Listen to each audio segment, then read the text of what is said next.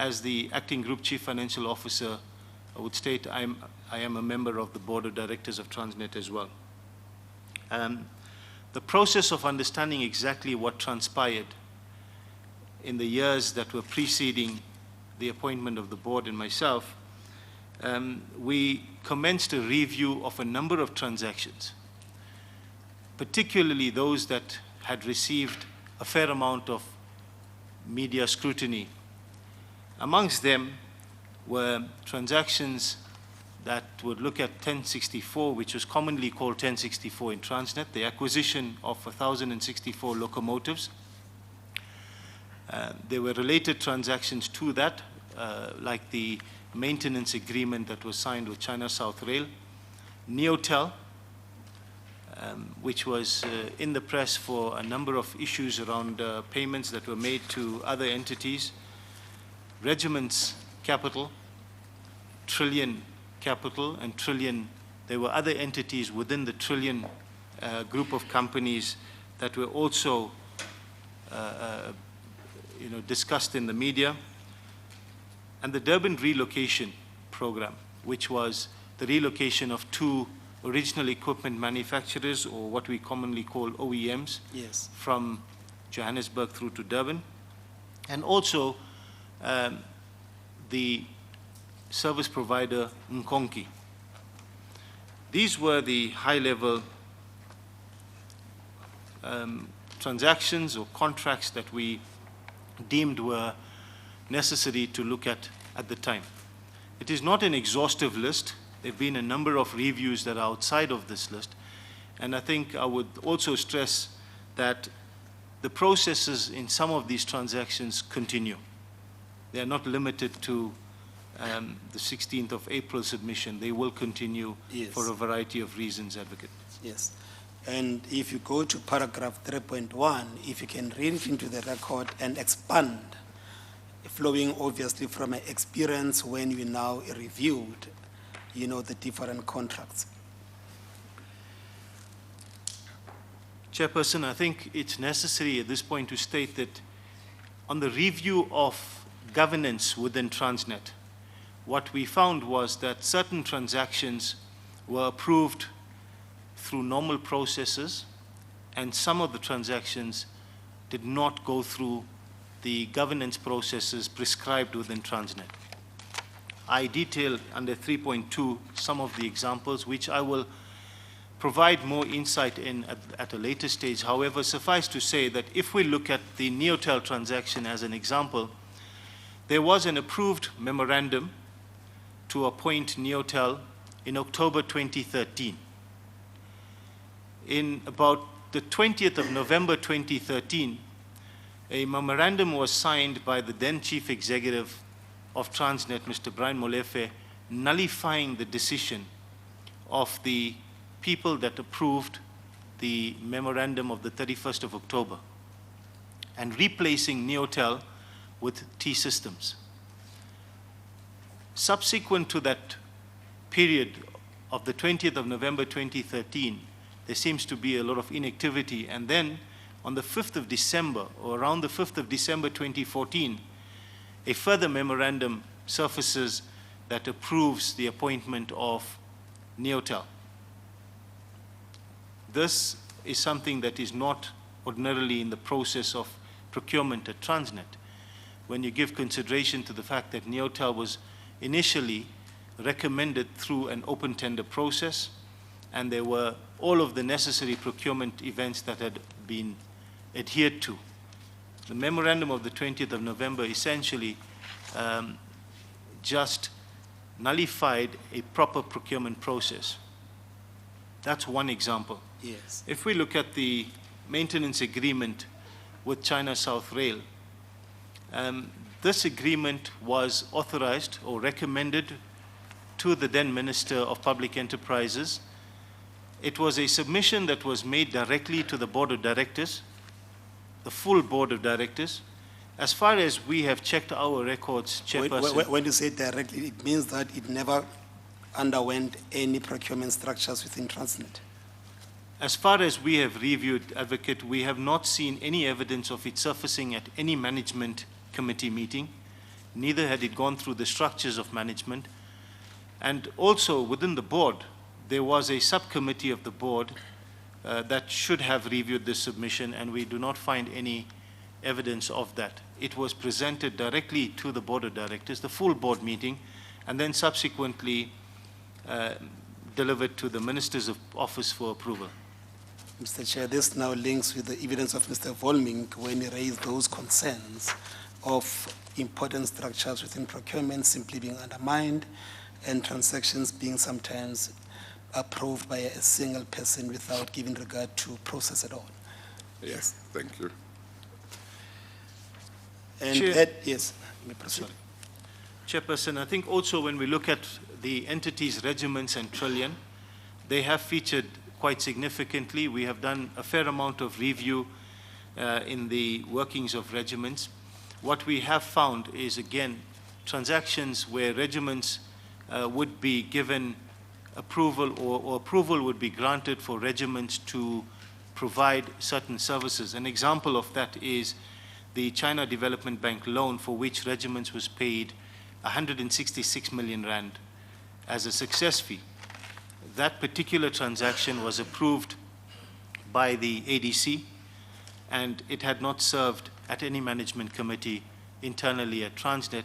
Neither had it subscribed to the prescripts of Transnet in terms of policies that we have within Transnet. There's a number of frameworks and policies and processes that we have which are well established.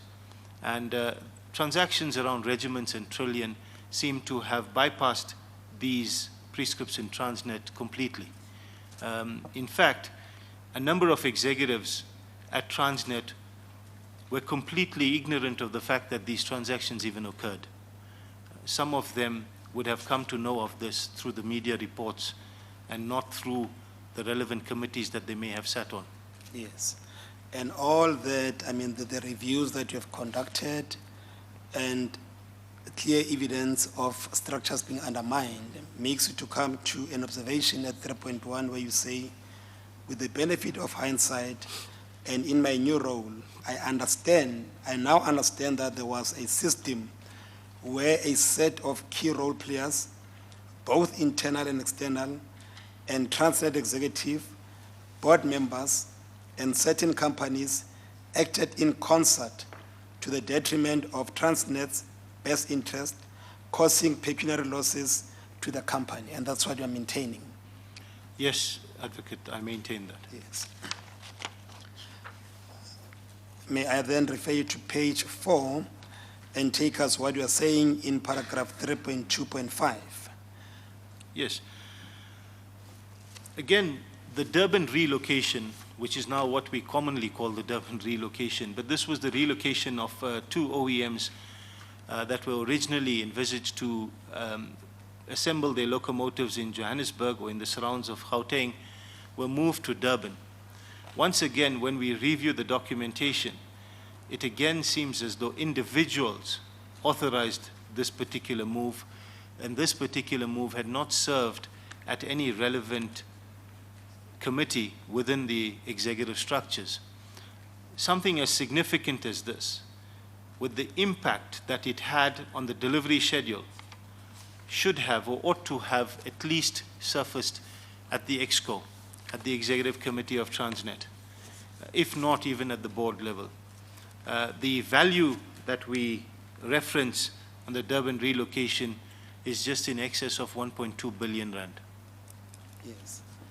And in order for us to appreciate what you are saying to the chair, you make reference to two annexures there, annexure MSM 2, 3, and 4. May I refer you to page 47? The same bundle, Chair. Thank you. You can take us through that, through those documents in a chronology that might best suit your evidence, because you can see that they are from page 47 up until page 49. Yes, Advocate. Chair, I think if we look at the documents that are annexed on annexure 3 and 4, it actually provides the corroboration that this Durban relocation for both the OEMs was approved through a set of individuals rather than surfacing at any committee. In fact, it has the signatures of 5 or 6 executives, but it had not served at any specific committee internally at Transnet at an executive level for approval. We also would note that it says that there's an outcome to the final negotiation, and that again is being approved by a set of individuals. Yes. I must hasten to say that the delegation of authority may have allowed these transactions to be processed in this particular way. However, good governance would actually call for some level of reporting and some process, particularly when we did have steering committees, etc., that were in place at the time. Yes. Now let's place them properly on record so that we can be able to follow and appreciate the evidence. If you turn to page 50, you'll see it must be saying MSS 50. Can you please identify that document for us? Sorry, my apologies. This would be a memorandum Yes.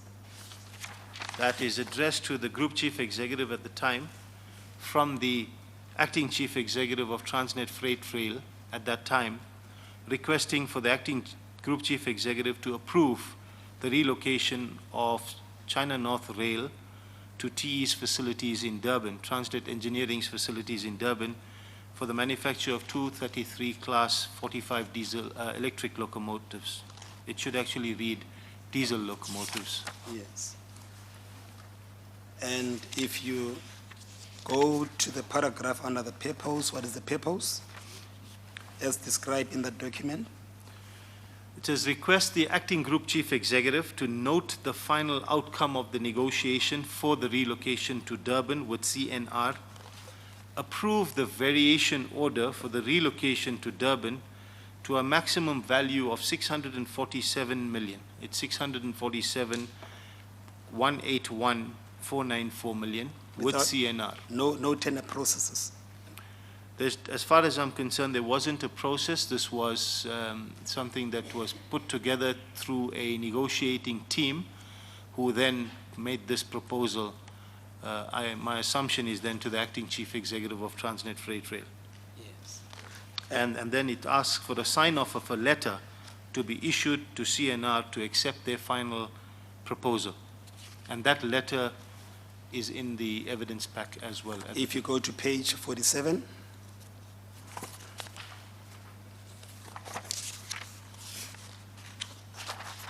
would that be the letter that you're referring to? Or what is the purpose of this letter on page Chair, 47? it would be page 48, which would be the letter to China North Rail. Yes. So it is exactly that letter that was signed, which approves the variation order, and under point number 1, which says the Durban variation order for an amount of 647,181,494. And it asks for the detailed invoicing based on the variation order and payment terms stipulated. And when it says variation order, what has been referred to? In this case, it is basically an increase in the cost of the project, essentially, because it's a variation from the original agreement that was entered into in March 2014. And do you know what was the original amount? And to what amount was it now varied to? Chair, I think later on, yes, the amount for China North was somewhere in the region of approximately 9.9 billion. Yes. And this 647 million is on top of that It was an addition. number. It's an addition, yes. Yes. And then who signs the letter on page? The Acting Group Chief Executive, Mr. Gama, at the time. Yes. Now, may I refer you back to a statement with particular reference, Chair, to paragraph 4.1. What page, I'm sorry? I'm trying to locate page. It's page 4, Mr. Chair. Thank you. Thank you. Now we may proceed, Mr. Mahomedy, to deal with the specific transaction. Can you just give us an overview as to what transactions were under review as per your paragraph 4 and take us to the details of each in that summary? Chairperson, as I said earlier on, we selected certain transactions for review that were pervasive in media reports, as well as some concerns that were raised by the new board at the time. And we specifically focused on certain key transactions. Yes, and when you go and look at the locomotives, you then state, the various subtopics that you dedicated your time on in order to expand on how it was reviewed. Can you please take the chair through that? So the 1,064 locomotives was obviously a very significant transaction in the life of Transnet. At the time, the issues that were being addressed was the fact that the locomotive business case, which was prepared in around April 2013, was for a value of 38.6 billion rand. And the contracts that were entered into in March 2014 totaled approximately 49.4 billion rand. And the question was always whether this increase was justifiable or not. Amongst other things, China South Rail had also received certain other contracts for the build of locomotives, which were prior to the 1,064 program. They had received a contract to build 95 locomotives, which was through an open tender process at the time. And then they had received a contract which was through confinement to build 100 locomotives for the coal line. The allegations around the 100 locomotives was specifically around the process where originally it was envisaged that Mitsui will build those locomotives because they had built the previous set of 100 locomotives on the coal line, and there were the allegations around the fact that China South Rail were replaced as the service provider. This is just some context as to why we looked at these transactions. Yes. Obviously, we also then knew of the deposit that was paid on the maintenance agreement with China South Rail. We also learned that China South Rail was the only entity that had received this maintenance agreement. We had not entered into the maintenance agreement with any of the other OEMs at the time. And then we looked at the Locomotive Transaction Advisory Service contract, which originally was with McKinsey and which had morphed into a regiments-led consortium when regiments were originally not even part of the consortium that had bid for that particular piece of work. Some of the signs that were problematic for us was the fact that we had paid, as part of the Locomotive Transaction Advisory, 166 million, as I said earlier on, for the facilitation and what was called the success fee for the China Development Bank loan. The payments for relocation costs, as I alluded to earlier on. What we then believe is unwarranted transaction advisory fees and costs on the China Development Bank loan. And the reason, and the club loan, there's a transaction that we'll expound on later on, which is called the ZAR club loan. Chairperson, very simply, all it is a syndication of banks to lend us money, for which Trillian charged us, including VAT, approximately 93.5 million rand. For what? That's exactly the question that we asked, because the treasury team at Transnet had the capability to execute all of these transactions, and we could not understand why. In fact, at one of the meetings, I clearly remember the chairperson of the board asked a question around why was our treasury team replaced with Regiments and Trillian. And that was very early on in the tenure of the new board. And that precipitated all of the reviews that have taken place on the Transnet Treasury function, which we will also talk about later on. There are certain discussions around contracts with McKinsey. The ones that I had personal involvement in from a management perspective was what is called the SWOT contracts. It's got nothing to do with any of the American agencies, Chair. It is a contract that was put together for some reason. The name SWOT was given, but it's largely a process that was to put together teams that would assist Transnet in the capital strategy and structure of the business. Yes. We also looked at Trillian Capital Partners. As I will also enunciate further down in the submission, I was personally involved in some of the transactions that were pushed through the system for Trillian when no work in the departments were done. And that was something we had to look at because there were different entities within Trillian that were getting paid. And we'll talk about that as well.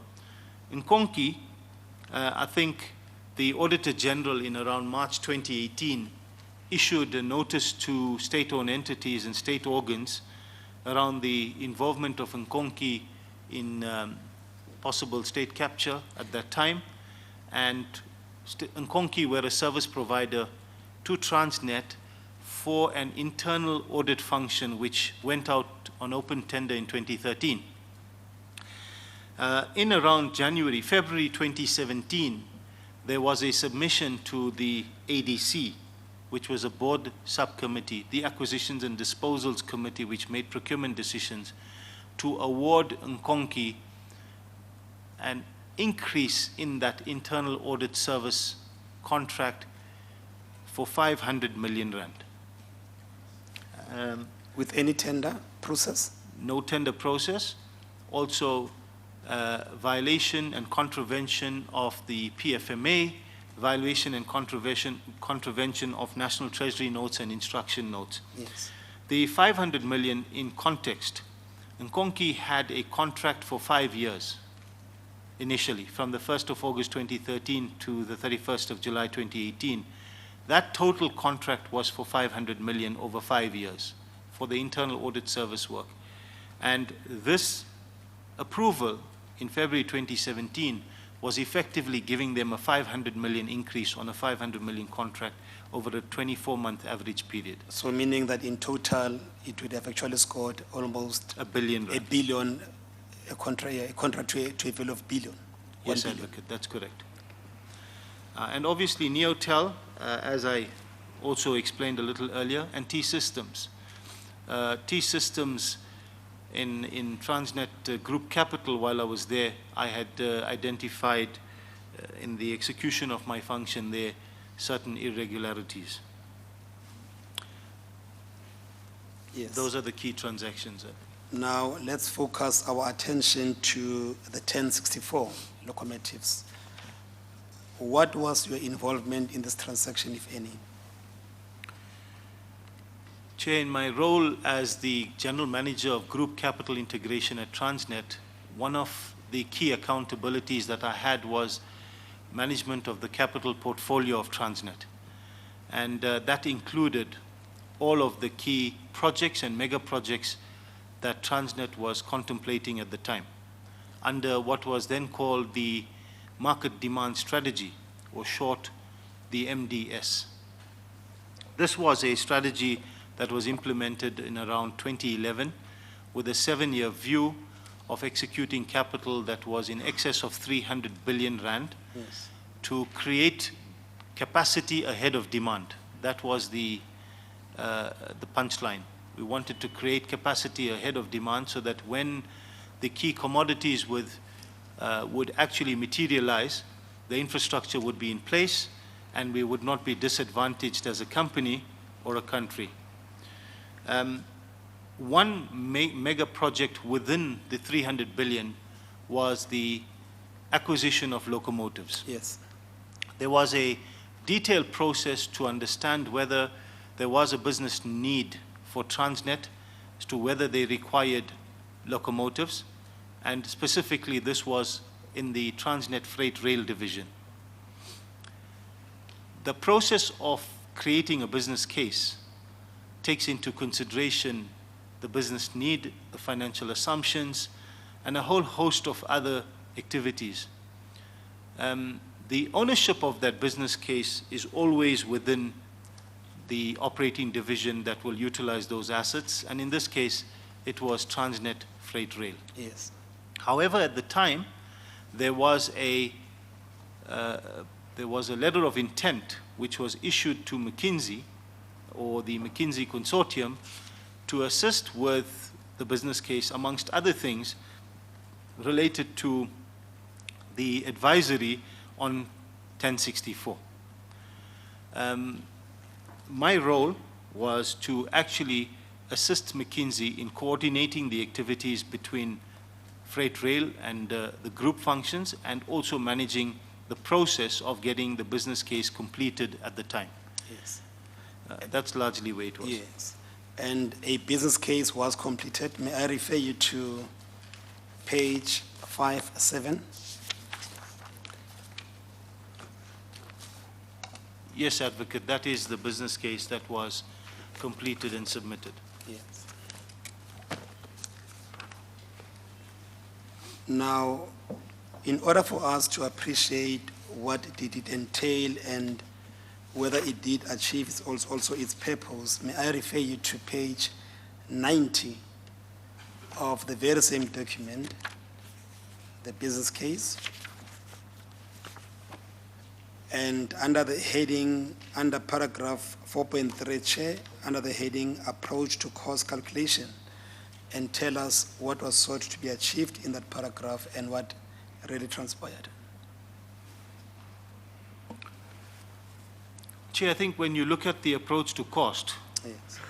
the first thing that we speak about here is to look at the life cycle cost of the locomotives, and also to focus on the capital and other costs. So not necessarily just what it would cost to buy the locomotives, but Yes. you would have to assess what it would be over the life cycle of this particular asset. And all those issues will be factored at that stage, Yes, so that in the future there are no any other surprising cost that might befall Transnet. Am I correct? that is correct. Yes. I think under 4.3.1, Yes. some of the salient issues of this particular paragraph is also towards the middle of that particular paragraph. It says that the localization component ramps up over time. The USD price component was forecasted by escalating at USD inflation and converting back to ZAR, which is the South African Rand, using forward ZAR USD hedge rates. The local price component was escalated at South African PPI. Why that becomes quite critical and important is that when the business case was prepared, and as I state further down in my statement as well, we cannot read the business case in isolation of the financial model that was prepared at the Yes, time, which was yes. very in-depth as well, which was prepared by Transnet Freight Rail at the time. And in the financial models, as well as in the business case, we factored in the escalation for the locomotives. It would be normal practice at Transnet when you consider that you would look at purchasing something over a period of time. If you were purchasing something just for this year, you may not have the impact of escalation. But this was originally envisaged to be a 6-year delivery program. And taking into consideration the values that were at play, one would have had to have brought in escalations on the pricing. And it's clear in both the financial model and on page 90 of the submission that the local PPI rates as well as the US inflation rates, and if my memory serves me correctly, I think it was at about 2.3% escalation on US dollar rates through the business case. That meant that in the 38.6 billion, we had already factored in a level of escalation and inflation. Yes. Now, may I refer you to page 97?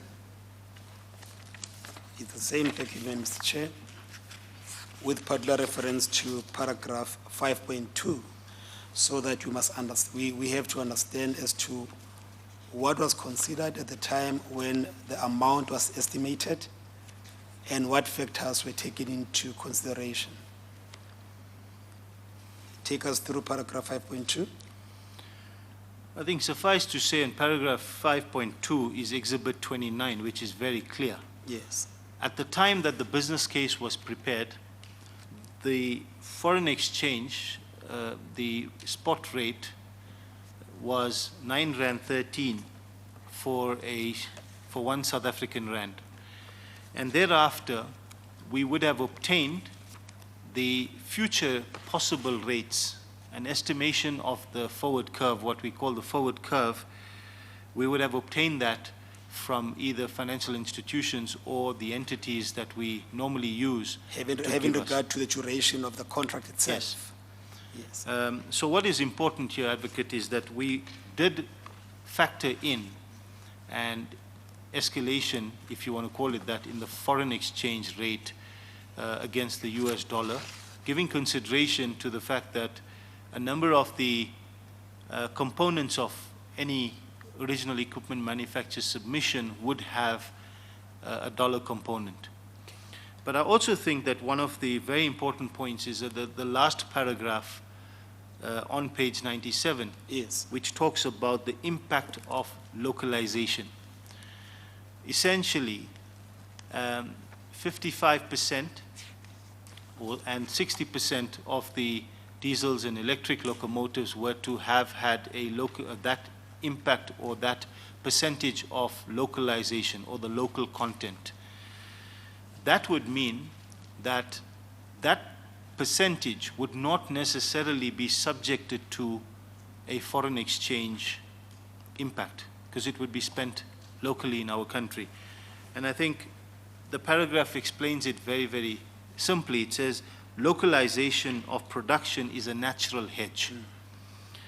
Exposure would increase with a lower level of localization.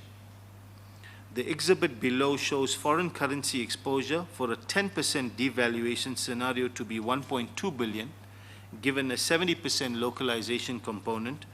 Without any localization, exposure under this scenario would be 4 billion. That also explains the impact of the foreign exchange to the entire transaction. Now, may I refer you back to page 5?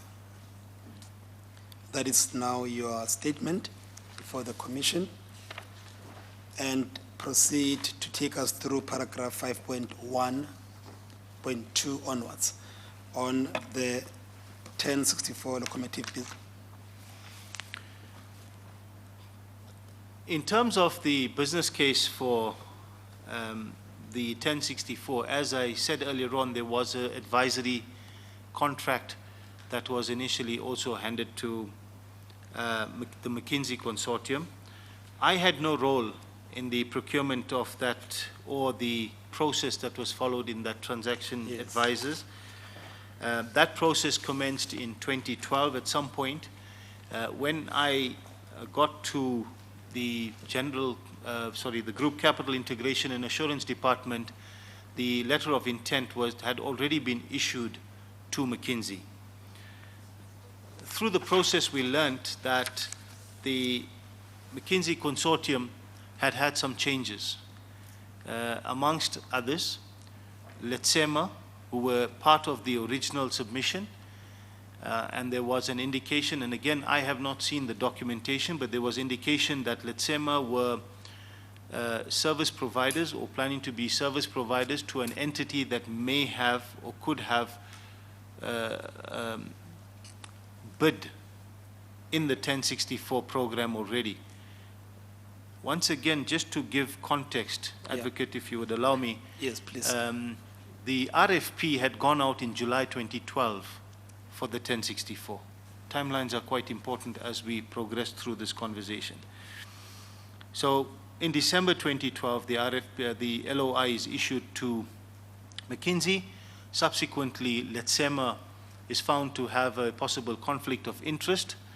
And later on, Nedbank were also deemed to have a possible conflict of interest, which was documented through letters between Transnet and McKinsey, as McKinsey were the heads of agreement, were held with them, where it was expressed that Nedbank had shown an interest in downstream funding activities, and accordingly they deemed to be having a conflict of interest.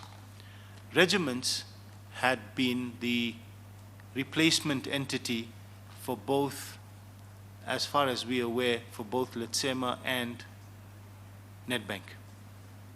That changed the consortium in all of its facets.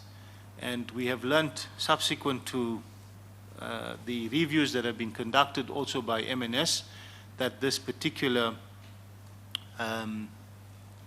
contract is deemed irregular in terms of procurement processes and the PFMA as well. Yes. We then, obviously, the business case commenced, the process of preparing the business case commenced with TFR and McKinsey.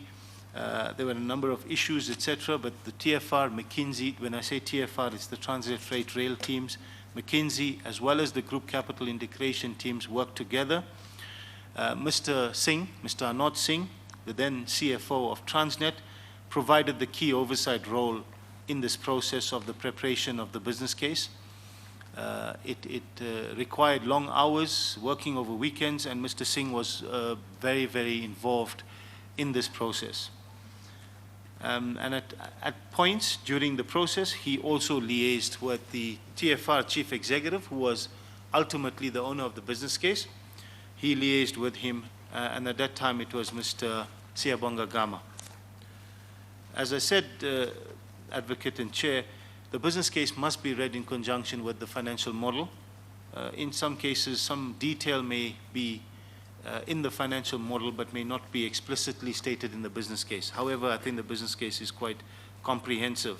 Yes. And I think we've gone through the relevant pages where in 517, as I state, the business case included the forward curve on the foreign exchange rate for the US dollar. And this was as per the financial model which was prepared by Mr. Khalad. Yes. This was prepared by Transnet Freight Rail. Obviously, Mr. Khalad prepared all of it, and then it went through some review processes by McKinsey as well as our teams. And it is included in that particular model as well, as it's stated in the business case document. Yes. As I said, the financial model provided for inflation at different rates, at estimates of between 5.9% for the SAPPI and approximately 2.3% for the US dollar. There is an assumption in the business case, which is 50% local content. We are aware that that is not in line with the DTI codes, but that was an assumption in the business case. In fact, the DTI codes are higher than the 50%. The assumption also in the business case is a 6-year delivery schedule. These things become relevant as we will progress further. Chair, in terms of 5.1.75, the total capital acquisition cost, which was estimated in the business case in April 2013 of 38.6 billion rand, also included 2.24 billion rand in what we call contingencies, making provision for some things that we may not have thought of in the business case. And that is explicit on page 96 of the submission, Exhibit 28, which talks about the locomotive contingency over the period at 2.24 billion rand. So everything equal, Mr. Mahomedy, if one look at the business case and the financial model, one would not have expected any increase into the acquisition of the 1064 locomotives. And having taken us through all the factors that were actually estimated and forecasted. Advocate, I think when we look at the complete business case that was submitted, I think we should have a 90 to 95% confidence level in the numbers that were proposed. If there was something that was extraneous, completely out of kilter with what we had projected, and an example would be if the exchange rate went far beyond what we had put in, yes, there would be an expectation of an increase. However, the 2.2 billion rand contingency would have given you that first room to maneuver. And only if you went beyond the 2.2 billion would there be an expectation to go beyond 38.6 billion rand. I have a confidence in the numbers that were submitted at the time because of the buffer that was created. And 2.2 billion is quite a significant number when one considers any business case. Yes. From page 6, paragraph 5.1.9, you proceed to highlight certain issues for the chair. Could you please proceed? One of the key assumptions in this business case is what we call the demand profile, which talks to the expected volume that the general freight business would deliver on. It becomes quite significant as at the time of preparing the business case, we have to consider where the macroeconomic factors were, where we were as a country. We had significant challenges from the 2008 financial crisis, global crisis. There was a lot of discussion around, as I remember people were talking about green shoots in economies across the world. There was an expectation that commodities would pick up. So there was a view that there was a need for locomotives that were relating to a growth in what we call the general freight business. Very, very high level. The general freight business is all of the commodities except for the export coal and export iron ore. So all of the other commodities that Transnet Freight Rail moves would fall under the auspices of general freight. At that time, we had a projected volume for general freight. Together with the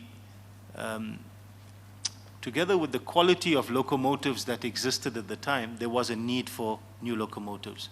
The last batch of locomotives that Transnet had procured in any big, significant procurement event went back to the 70s, late 70s, I believe it was. So we had an average age in our general freight fleet that was already more than 30 years. Locomotives would normally, they had a useful life of about 30 years, depending on utilization, etc. The reason this is important is because that projected demand, which was in the business case, did not materialize. Now, once again, in the document that we submitted, the business case is very clear in the executive summary, towards the latter part of the executive summary, where it says that, it's on page 66. It says, Transnet's procurement strategy relating to these locomotives will be flexible enough to adapt to actual locomotive demand that is realized over time. This is quite key. After year 1, year 2, there was no demand. It did not materialize. So there was no demand at the time. The demand did not materialize to the expectation in the business case. If we look at the values that were anticipated, we should have been doing upwards of 110, 120 million tons a year in general freight. We currently average, the previous year we did 90 million tons. So clearly the demand was not materializing as expected. We then had to have looked at what the revised profile should have been, and action should have been taken, and that was not done. Yes. So I think that's, when we talk about 518, we are actually talking about the demand and as it was envisaged in the business case. Yes. I think the other key matter is that when we look at the And all of this becomes quite relevant when we start looking at the increase in ETC, or the increase in the expected total cost of the project a little later on. When we modeled all of the numbers relating to the expected volumes, the expected revenue, the costs, the total cost of ownership, this project yielded, Chairperson, what is called a net present value positive, meaning that this business case would at the end of the day yield a positive benefit to Transnet. It's quite important, it's in the documents. Yes. Obviously, as I said, in July 2012, when the RFP went out, tenders would have been received. But they would have remained closed because we had not at that point received the approval from the minister in terms of Section 54 of the PFMA, which was necessary. So the documents would have all stayed sealed. The process of approval within Transnet internally commenced in about April 2013, where it went through to relevant management committees and then through to the subcommittees of the board, and then ultimately to the board, who then made a submission to the shareholder minister for the Section 54 approval, which was received in August 2013 from the then Minister of Public Enterprises, which I think was Mr. Malusi Gigaba. Yes. Once that approval was received, then the evaluation processes would commence. And the evaluation processes would look at a number of factors. It would look at supplier development, BEE, the financial aspects, the technical aspects, and whether there's compliance and responsiveness from all of the tenderers at the time. This was conducted by teams within the Transnet freight rail space, and there was no involvement from either myself or my team in that particular process of evaluation across any of that. Why was your team or that department excluded? That would be normal process that the owners of the business case and the owner of the procurement transaction would conduct those evaluations. It wouldn't have been, it's not uncommon that the group teams get involved at some point, but in this case, we were not involved at all. Yes. Now, from paragraph 5.1.11, you're talking about the very same issue that you are no longer involved post that stage. So I think the advocate, to give some color to this, subsequent to the completion of the business case, the approvals and the evaluations, there was a discussion around who would form part of that negotiating team to now get into contracting stage, because you now had the evaluations, you had everything that was now completed, and one would expect that that would have been all done in terms of all of the legislated processes and internal procedures. You would now engage in what we now call the post-tender negotiations.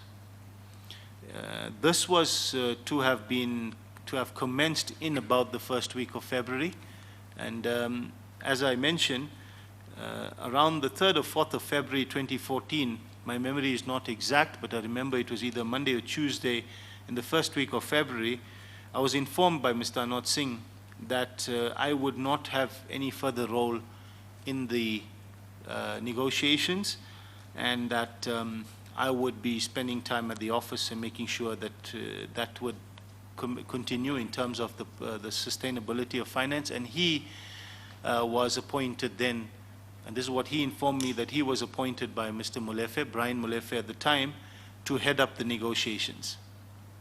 On the same day, I was also informed by one of the members of the McKinsey team of their withdrawal from the negotiation team.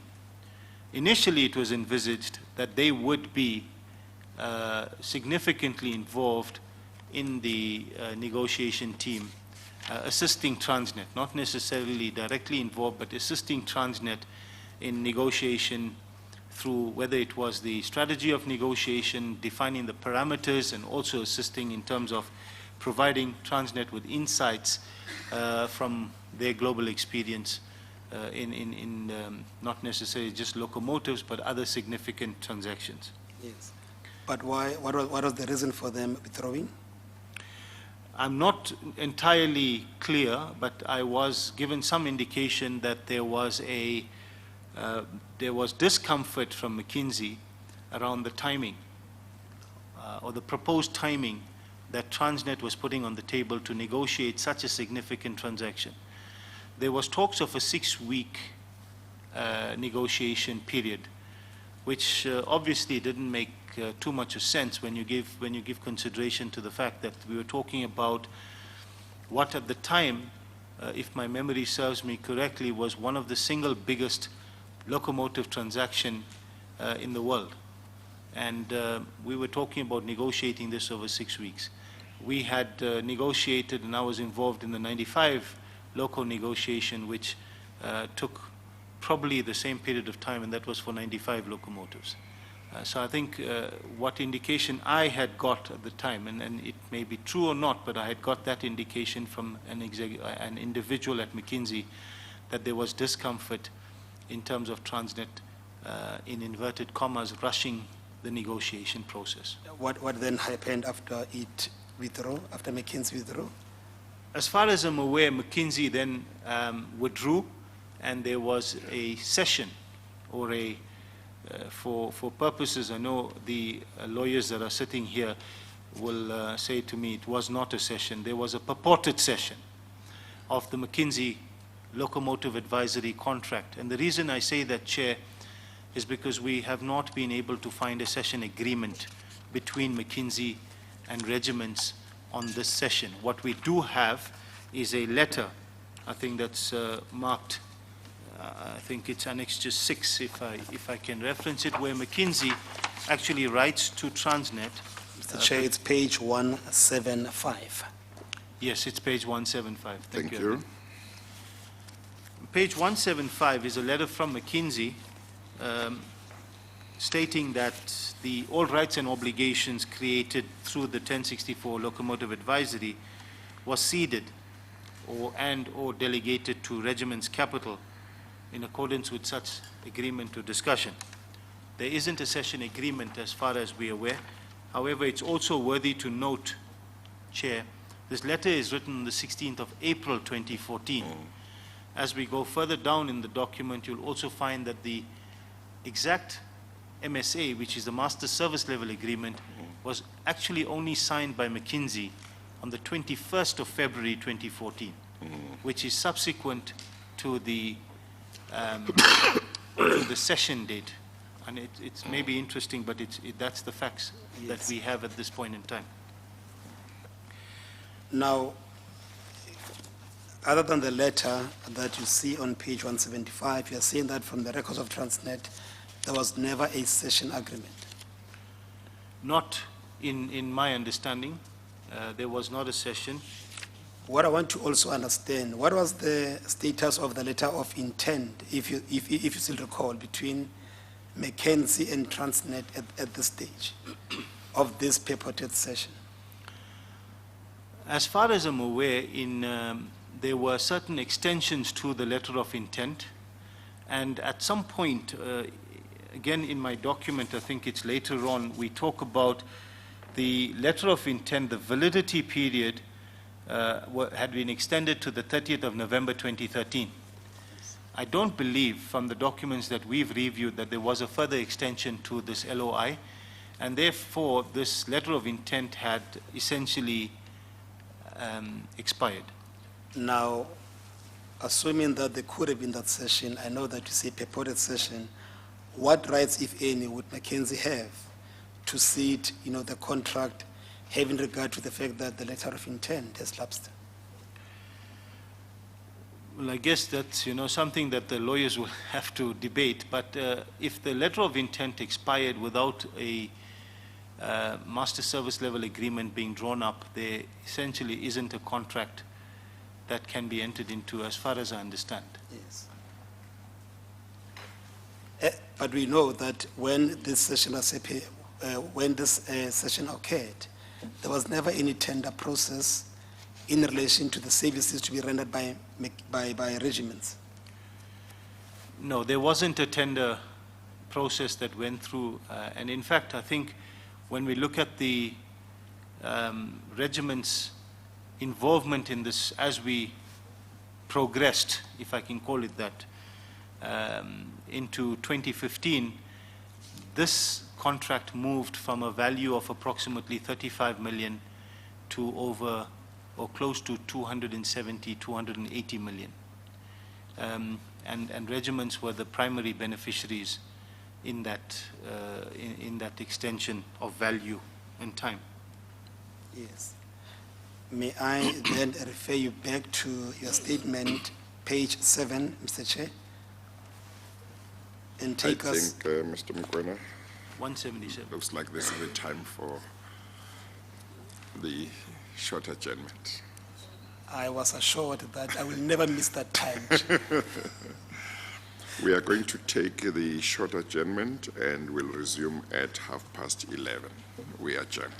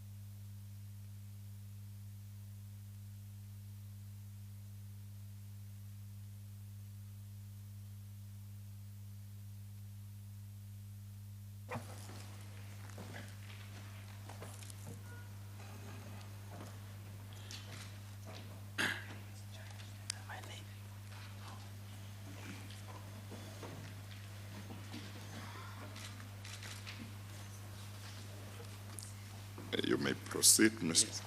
Mokwena. Mr. Chair, before I proceed, I am informed that we have now effected the necessary changes to Exhibit BB 3.1 and Exhibit BB 3.2, so that there must not be any sense that there's any number or Yeah, no, that's exhibit fine. that is missing from the Thank you. proceedings. Yes. Mr. Mahomedy, just before the T adjournment, I was about to refer you to page 7 of your witness statement with particular reference to paragraph 5.1.13 for you to please take us through that. Chair, as I alluded to earlier on, there was a purported session of the McKinsey contract for the 1064 advisory, which at the earliest was effective on the 4th of February 2014 in terms of the document numbered 175, or on the 5th of February, my apologies. However, Chair, I have reviewed some documentation that suggests there was a contract that was entered into between Transnet, represented by Mr. Anot Singh, and Regiments, represented by Mr. Niven Pillay at the time, that dates to the 20th of January 2014, which is for the very same services. And it is headed Transaction Advisory Services related to the acquisition of 1064 locomotives over a period of 12 months, annexed as page 177. Yes, before we go there, but if you look at the timeline, in relation to the purported session and this agreement that you say that you have now reviewed, how was this possible? What happened? This is exactly part of the confusion and where one gets to the conclusion that there seems to be or seem to have been parallel processes in play at the time. The purported session, rightfully or wrongfully, happened on the 5th of February 2014. However, before that date, on the 20th of January 2014, there seems already to be an agreement between Regiments and Transnet to execute on the very same contract that McKinsey is the heads of agreement with. And no procurement processes, obviously? There's no procurement processes, as far as we are aware, that were on this matter. But in addition, if we actually look at page 180 of the same document. Mr. Chair, may I refer you first, Mr. Mahomedy? Let's go to page 177. Yes. And then please identify that document. Chair, this is the document that I'm referencing, which says that there's an agreement between Transnet and Regiments. In fact, it's on a letterhead that incorporates both entities, Yes. And Transnet and Regiments. And what is the date of that letter? The 20th of January 2014. Yes. Now let's go to the page that you wanted to take the chair to. That'll be page 180. Yes. Yes.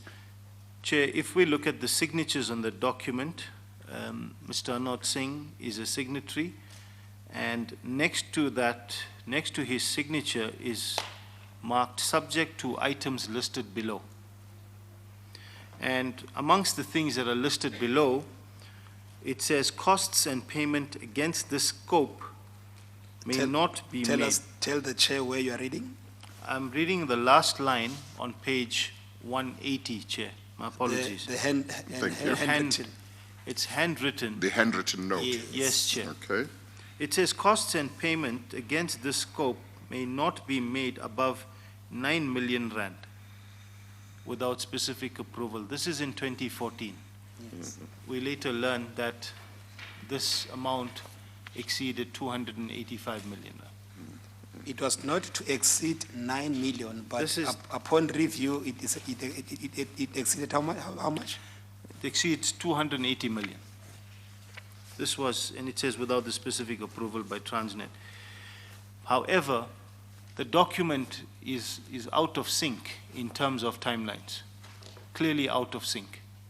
It doesn't make sense that Transnet would be negotiating with a service provider who is going to become the, what would you call it, the cessionary or the cedent of the transaction. Yeah, the cessionary, yeah. The cessionary, while seems as though there's a conversation taking place whilst this is still being discussed. So effectively, the session, as I understand it, between Transnet and McKinsey was an irrelevant discussion because this agreement was already drawn before that date. Already before that date, there was an existing agreement between the two parties. Yes. Yes. What's also, I think, to add to this, Advocate, is the fact that this agreement, or this supposed agreement, is drafted with Transnet and Regiments, on a Transnet and Regiments letterhead. That is not normal practice in Transnet. That is not where we present legal documents with sharing letterheads or bringing in logos of different entities onto legal contracts.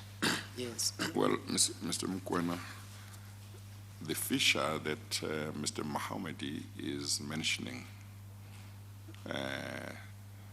sounds like something I've heard before in this commission, and it may have been in relation to ESCOM, where the letterhead of an SOE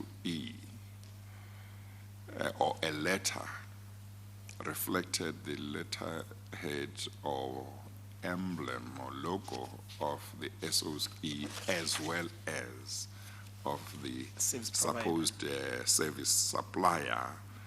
And in regard to that, there was also queries about how that came about, and I think whoever was giving evidence may also have said that was unusual. I think I remember I asked the question how it was possible that it should be like that. So somebody will just need to go and check and see whether maybe this is how some of these things were being done. Indeed, Chair.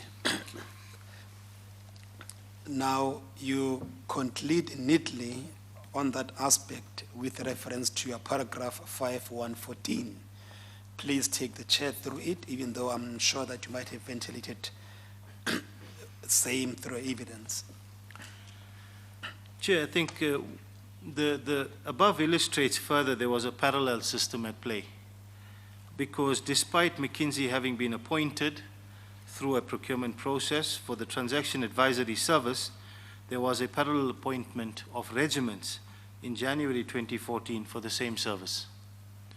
And I think that's explained through the timeline that Yes. I pointed out earlier on. Now, earlier on, when you gave the Chair the summary of the topics that you'll be canvassing, you did also talk to the unjustified increment of the ETC. Now, could you please proceed to provide much more details and clarity around this issue? Chair, when the negotiations with the OEMs were complete, we were then informed that the ETC, what we call the ETC, the estimated total cost of completion of the 1064 locomotive transaction, was now going to be in the region of 54 billion rand, which includes a contingency. I raised the matter with Mr. Anot Singh to inquire in terms of what had transpired, and he gave me some very high-level reasons, stating escalations, if we needed to go out on this long-term or longer-term foreign exchange. The rate had deteriorated at the time, given that.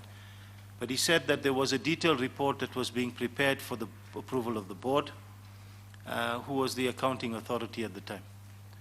And that was where that matter was left for that point. However, one of the things that we are not aware of, we have not seen the documentation. I'm sorry, as a matter of interest, what was your reaction to what you say high-level reasons that he gave you? We were they engaged, convincing to you? not necessarily, Chair.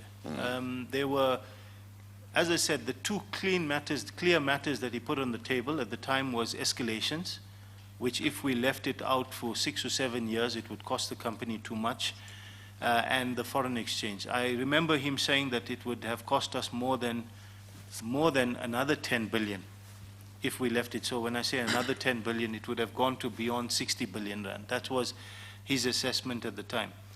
Having no context to any of the discussions, because I had no role at all in the negotiations, we didn't accept it, but I think we looked at it circumspectly. It was not clear to me that we would have a justifiable increase for this value on the table, particularly in light of the 38.6 billion business case. Okay, thank you. But also to piggyback from the chair's question, at this stage, Mr. Mahomedy, there was a detailed business case that we have taken the chair through. There was a costing model that factored a number of issues. And I'm sure that Mr. Singh must have been aware of those documents. Mr. Singh was definitely aware of all of those documents, Chair. As I said, he was the effective sponsor of the entire business case process at the time in April 2013. He had full oversight of all of the processes in the preparation of that business case. As I also stated, that we had long hours, long discussions and debates and meetings, some of which are at Transnet, others were at the McKinsey offices, even on weekends. And Mr. Singh used to be present for a lot of those meetings at McKinsey. So he had an intimate understanding of the business case. Yes. And on paragraph 5.2.3, you seem to be highlighting in far much more clarity the issues that the chair was posing to you.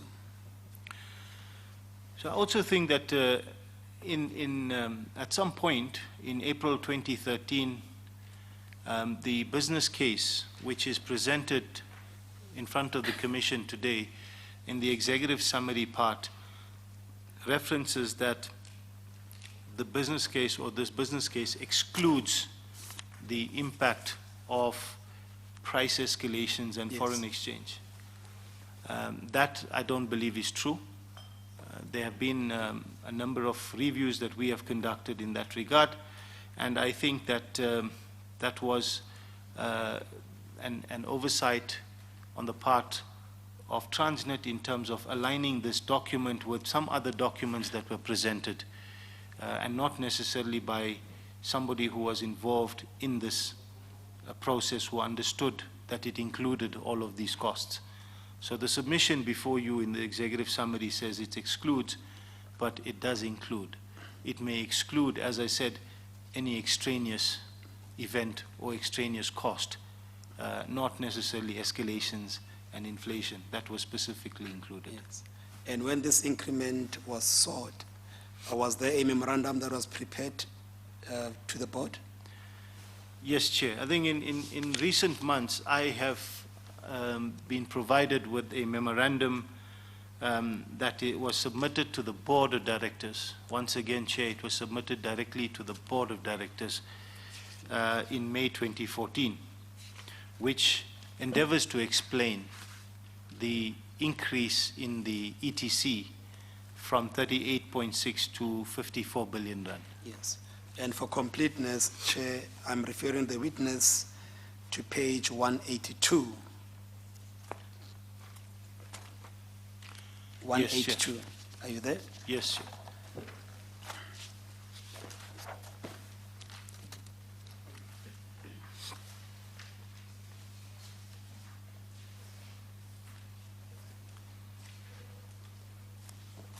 I'm just waiting for the chair to locate the Is relevant it on document. divider MSM8? It's 8, Chair. It's MSM 8 Yeah, that we are referring to. okay, that mentioning the MSM or the divider might It help. help We'll with do that. locating it, yeah. Yes. Thank you. Now, could you please identify the document for us? Chair, this is a document from the then Group Chief Executive, Mr. Brian Molefe, to the Transnet Board of Directors under the subject increase in estimated total cost of the acquisition of 1064 locomotives for Transnet Freight Rail's general freight business. And can you take us through the contents of the paragraph under the heading purpose? The purpose of this memo is for the board to note the reasons for the increase in ETC. B, to request that the board approve an increase in the ETC, or estimated total cost, for the acquisition of the 1064 locomotives for the general freight business of Transnet Freight Rail from 38.6 billion to 54.5 billion.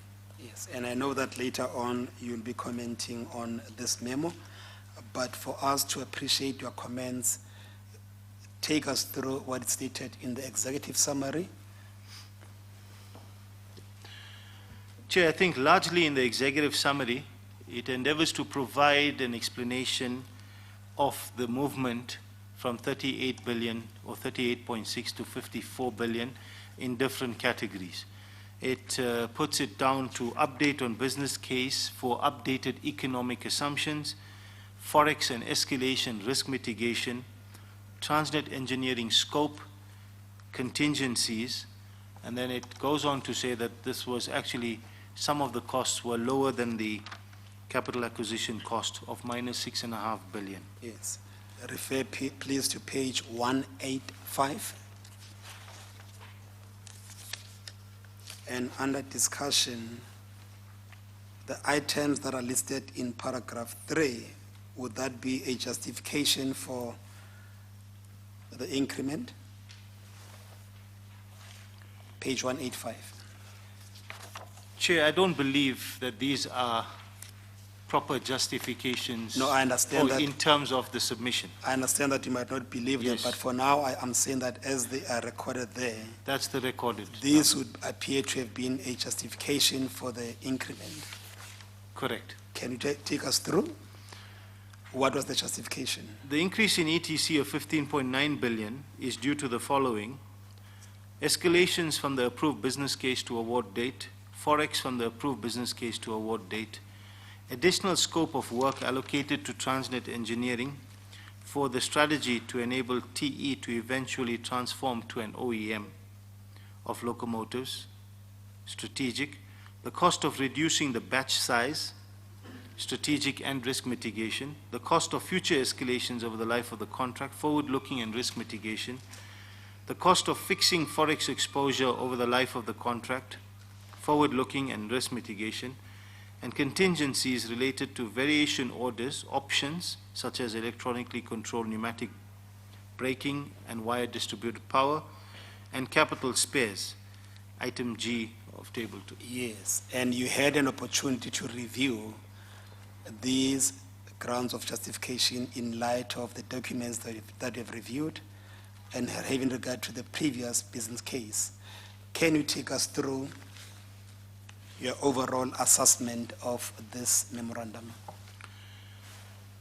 Chair, I think before we go to the, if it will please the Chair, before we actually go to the actual numbers and the justification, Yes. it is also quite important to understand the process that was followed once again with this submission. Yes. Yes. Chair, once again, this significant increase is provided on a memorandum directly to the Board of Directors. There is no management process that has looked at the veracity of this submission. Ordinarily, within Transnet, a submission of this nature would have to serve at an investment forum, the Capital Investment Committee, and the Executive Committee.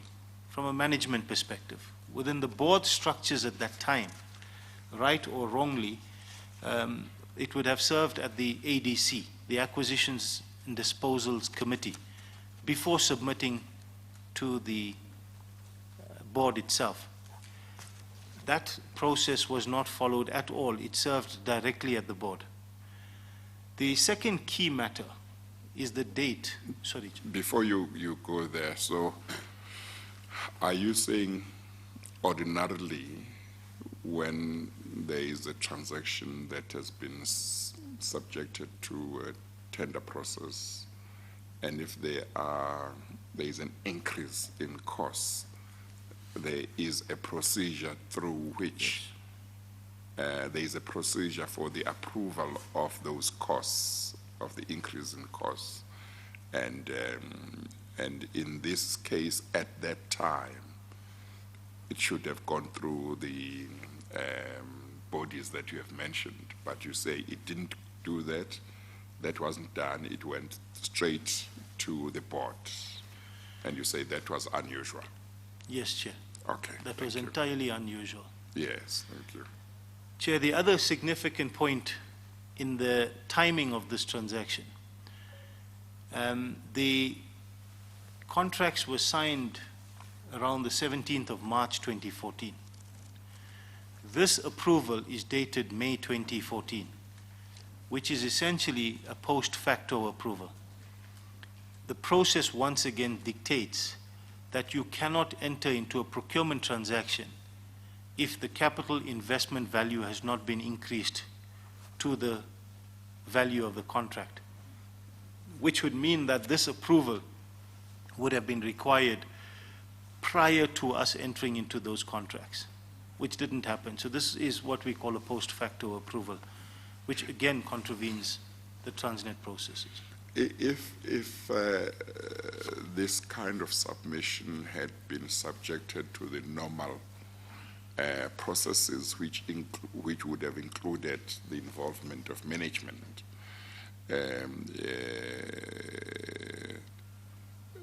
is it likely that management would have said, but how can this happen? You know, why you already have an agreement and now you bring this? They would, in all probability, they would have queried that management. Most definitely, Chair. Yes. Because yes. the contracts, this was essentially a non-event Yes. from approval process. I say Yes. that with caution, but it was a non-event because it was, the contracts had already been entered into. Transnet was already committed Yes. to the 49.4 plus the 4.9 billion, but we Yes. were already committed into this transaction. Yes. Yes. And there was no explicit approval yes. prior to the execution of those contracts. And I guess that you probably can think of no basis on which those who wanted this approval could have advanced if this had gone through management and management said, what are you doing? Things don't happen this way. You have got to have this first. Or are you able to think that maybe they might have had some basis to justify doing these things this way? Chair, in terms of any process on the increase of an estimated total cost of a project in Transnet, we have a delegation of authority document which is very clear, which explains the processes and the approval limits that exist. And it should have, in all probability, had to have gone through the management structures. So clearly, in my opinion, there was a concern somewhere along the line that had it gone through management, it may have raised red flags. Yes, exactly. That's what I was wondering, whether management was being bypassed because it was foreseen that management would disagree and it would be difficult to justify to engage management with in any rational manner to get them to agree, and that therefore it was thought, well, let's send it to the board of directors. Maybe the board of directors were seen as unlikely to raise objections. Chair, to illustrate the point that management would definitely have disagreed is the fact that in the original business case, we said that the business case was net present value positive, which made sense to make this investment. In terms of the net present value at the time, it was reflected, as is reflected in the business case, at a positive 2.7 billion rand. In my opinion, moving from 38 to 54.5 billion, the business case is definitely net negative. It's an NPV negative number. That would have been an immediate red flag for management.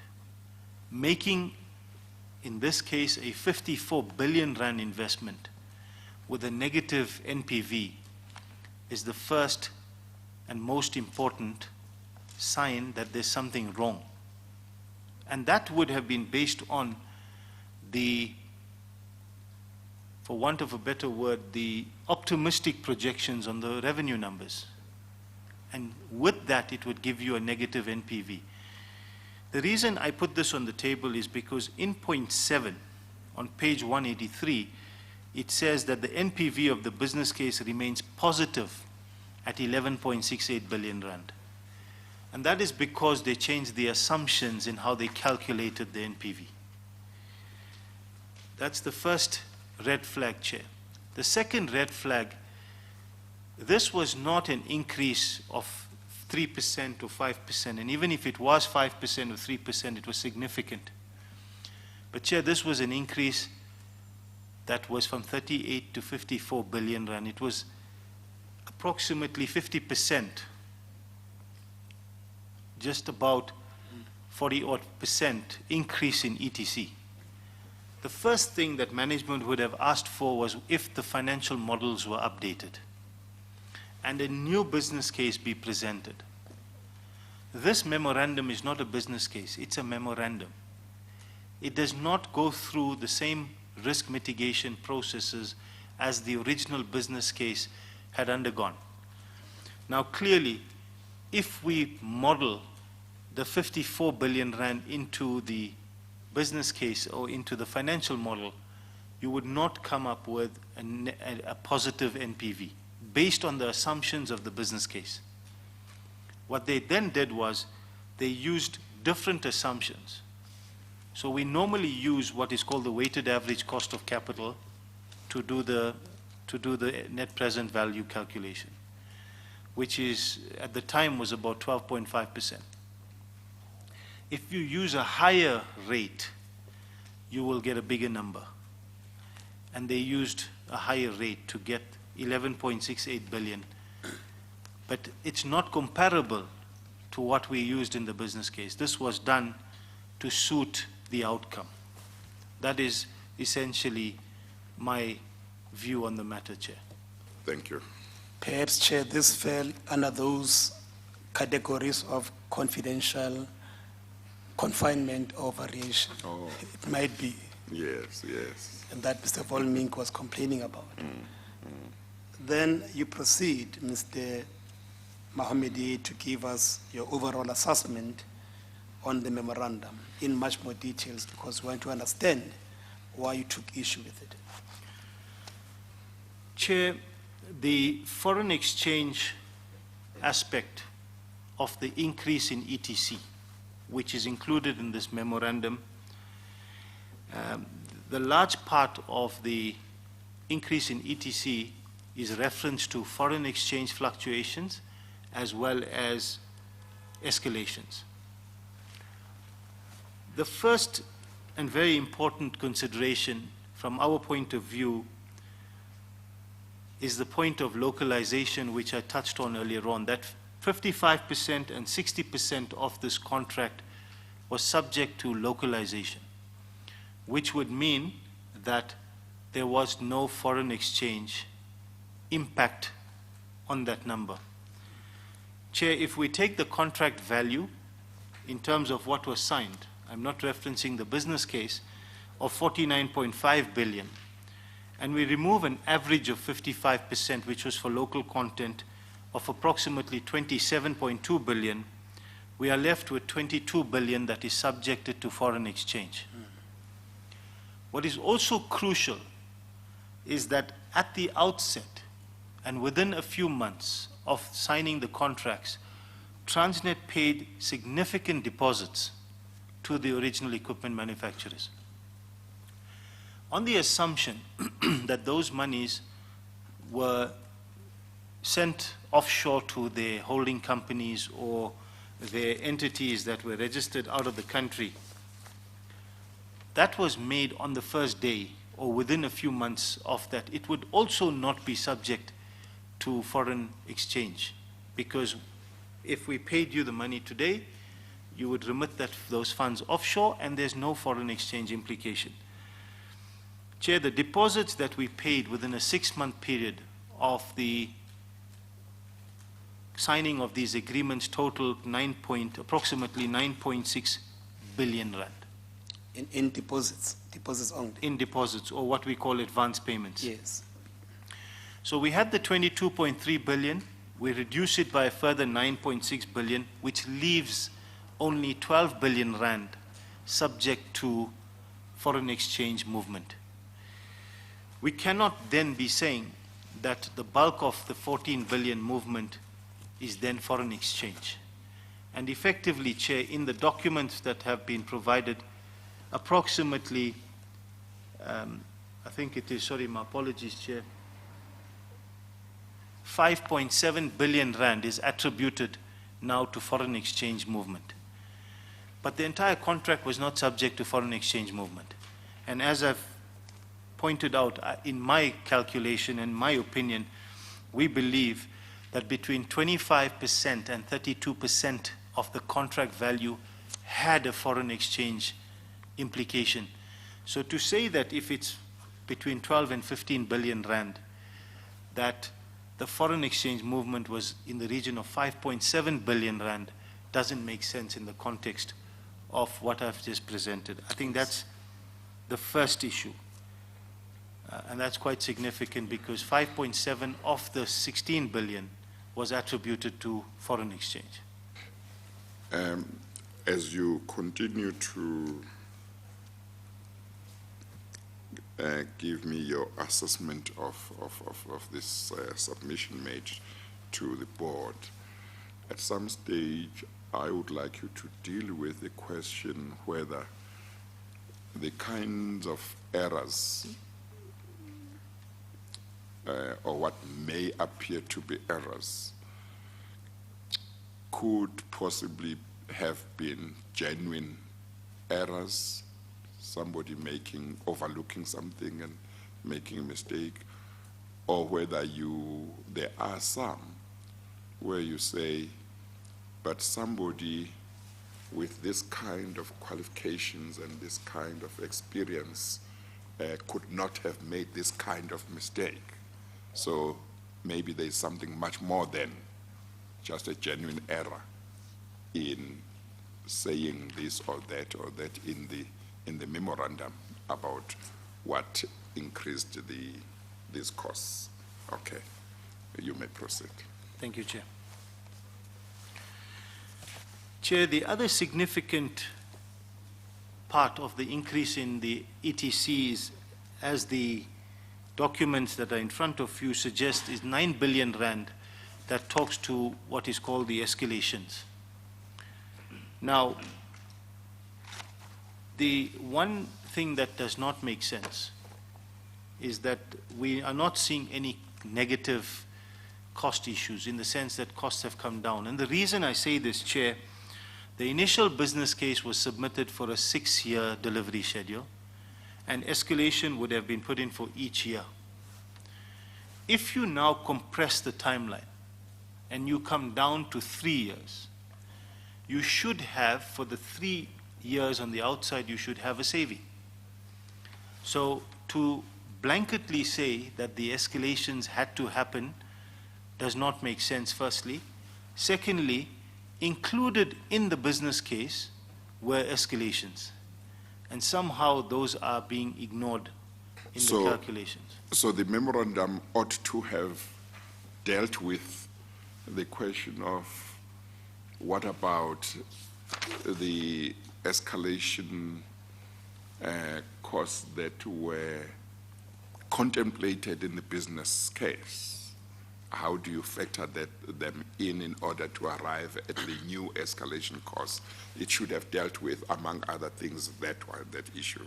That's part of what you are saying. Yes, most clearly. Yeah. And that's why, Chair, I alluded to earlier on to say that the business case should have been redone in its entirety, not supported by a simple memorandum, but rather putting in all of the new assumptions into a business case and the financial model to determine how the 54 billion would come, how it was arrived at.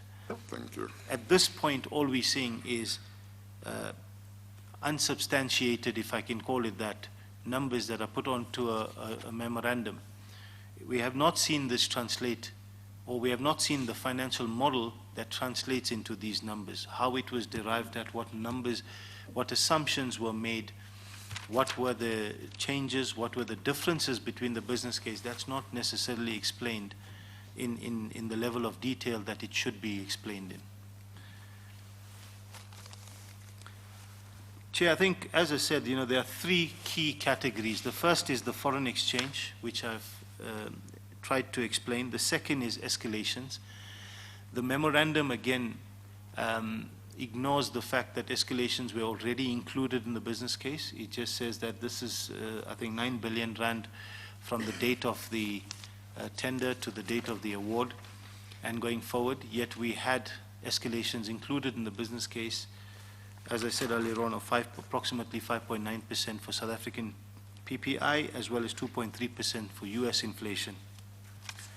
The third aspect is what is put here under the term contingencies. In the original business case, Chair, we had 2.2 billion rand for contingencies. There's a further 4.9 billion been put in for contingencies in this memorandum. The key issue from our perspective is that at that time, in May 2014, these were fixed price contracts. We had already established the fixed price perspective with all of the hedging that was included, all of the escalations were included. Then one cannot understand why we would have such a high contingency in addition to all of the costs that have been put in. The design were largely done. They were still going through some of the final touches, but a 10% contingency is deemed high when you have a fixed price contract. So that's the third part of it in terms of not necessarily agreeing with the level of diligence and expertise that you referenced from the individuals who were signing this document to actually agree with the content of this document. And I think these would have been the red flags that as management we would have identified. We sometimes don't even allow 10% contingencies on projects that are in execution, that have not even been finalized. And in this case, we were saying, or we are saying here, that the contracts have been established, all of the risks have been mitigated. That's what the document says. The risks have been mitigated, and yet, on top of all of the mitigated risks, there's an additional 4.9 billion rand that's put in for contingencies. And one has to question what the purpose of the 4.9 billion would have been at a later stage. Chair, I think there are various documents that have been prepared that question the veracity of the increase in ETC, and one of them is the MNS Volume 1 report that I believe will serve at this commission as well. It also investigated the same issue. That investigated, amongst others, Yes. one of the issues is the increase in ETC that has gone through quite a significant review from MNS. Now, let's deal with the question of the chair. I think it's quite important that, having regard to the fact that there was a costing model, the business case, and there was this significant increment directly from either the end user to the board itself without having to go through other procurement structures.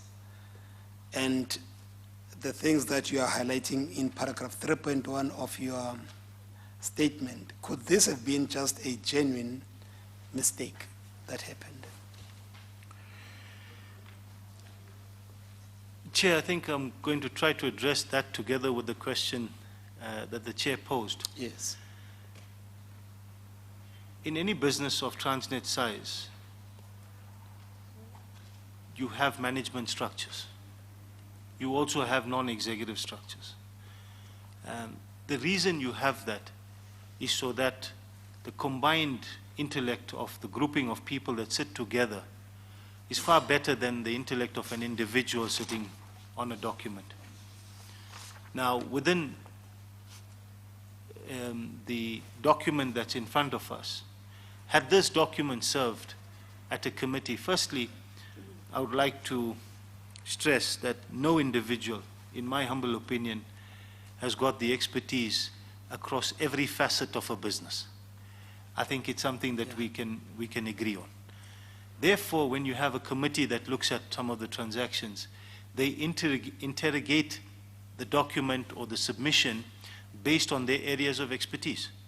And you have the cross-functional skill set that will sit in those committees. Those committees have been designed to ensure that you bring the cross-functional skill set to the organization so that we all act in the best interest of the company. This document, by bypassing the management of the business and bypassing the structures that were put in place with the cross-functional skill set that existed at the time, is clear that there was either an intent to bypass the process or genuinely there was an error of judgment. But I do not believe that you can say that there were genuine, acceptable mistakes, again, from the people with the experience and expertise. But for me, it's not about the area of expertise who drafted this memorandum. It's about the process, because there's a process that works that will allow for any errors of judgment, Chair, that will be picked up. In this case, by bypassing all of those management structures, you removed the opportunity for a cross-functional team to identify if there were genuine errors, for those to be identified and corrected. But once again, I think it's also critical to re-emphasize the point, Chair, that this was all done after the contracts were signed, which is largely irrelevant in any conversation. Because, I mean, if there were errors, what would the outcome have been, or what would the recourse have been? The contracts were already signed. Transnet was already committed to 49 billion rand for the execution of these contracts. Yes. I hope I've answered the question. Yes, definitely did. Now, may I refer you to page 10? I'm sorry. You reviewed a lot of transactions. You found a lot of documents and went through them. Would this have been, or was this one of those put through, that is the transaction, under confidential confinement? No, Chair. It was not. No, it wasn't. This was an open tender and all of the evaluation, etc. Yes. But there's question marks over the evaluation process. But Yes, this was not a confidential confinement. Did you come across any document that contained any explanation or justification why this memorandum was not subjected to management scrutiny in terms of the bodies that you have told me about? No, Chair. We've You not didn't seen find any anything? document Yeah. that suggests this was discussed anywhere as to why it was going to not be presented to any management structure. No. Yes. Okay. May I then refer to page 10 of your witness statement? And at paragraph 5.3, you deal with a new topic referring to the Transnet bias in favor of the CSR. And before you deal with the contents of that topic, briefly explain to the chair as to who is CSR. Chair, CSR is China South Rail, an entity that produced the 95 locomotives for Transnet. Subsequently, they produced 100 locomotives and then were given 359 electric locomotives of the 1,064. I'm sorry, I'm interrupting you, but there is a question that is that I want to ask, and I'm taking you back to what we were talking about in regard to that memorandum.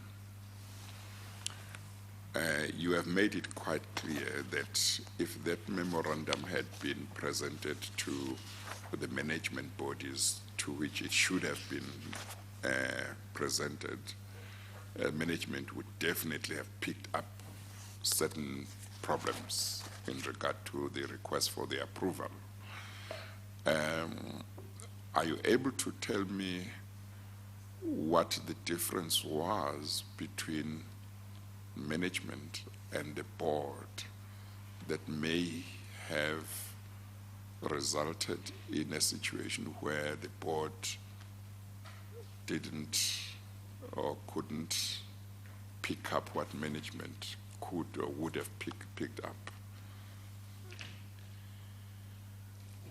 Is that something that you are able to in terms, normally, of course, management may be dealing with a lot of things quite often, maybe much more often than the board. You know, the board sits only at certain times, but also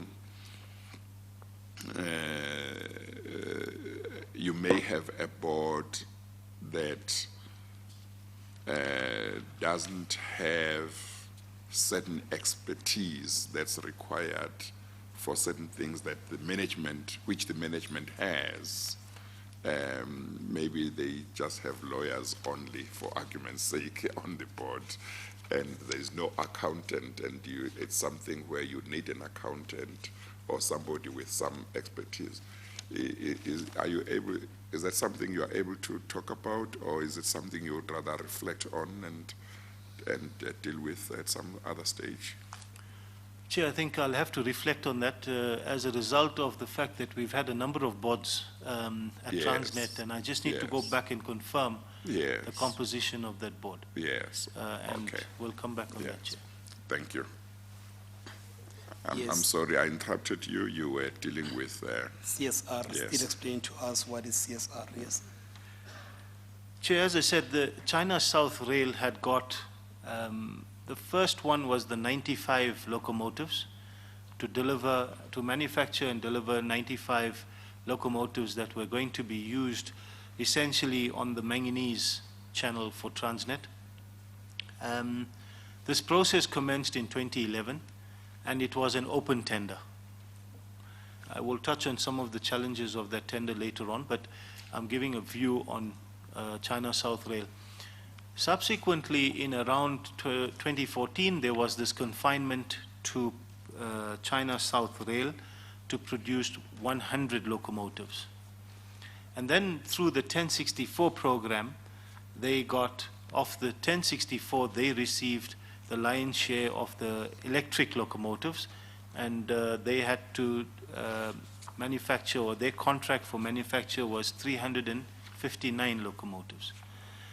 So I think that's essentially China South Rail. But after the conclusion of the 1064 program with the 359, in around 2016, there was also a maintenance agreement that was, I wouldn't say concluded, but I think there was a letter of intent that was issued to China South Rail to maintain all of those locomotives that they will ultimately have produced for Transnet. It was a 12-year agreement that was in the region of a total of 6.18 billion rand. So these were quite significant transactions for an entity, and I think that's largely the overview of China South Rail at Transnet. Yes, and then at paragraph 5.3.1, you now commence telling us about why, after having reviewed everything, you come to the conclusion that there was biasness in favor of CSR. Chair, under the heading of MSM 12, we've included the RFP the request for pricing that went out for the 95 locomotives. And the 95 locomotives, the issue date was the 6th of December 2011, and the closing date was the 28th of February 2012. This is quite an important date in the process that ensues.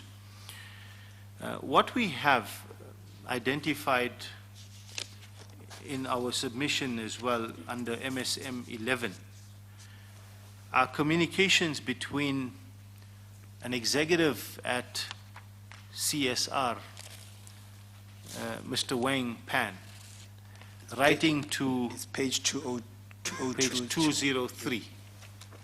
Thank you. Mr. Wang Pan writes through to Mr. Gary Peter, who's the then chief, he's the then chief supply chain officer of Transnet. Mr. Peter was the supply chain officer at that time. It's also going to come up later where he was the CFO later on. But at that time, he was the group supply chain officer.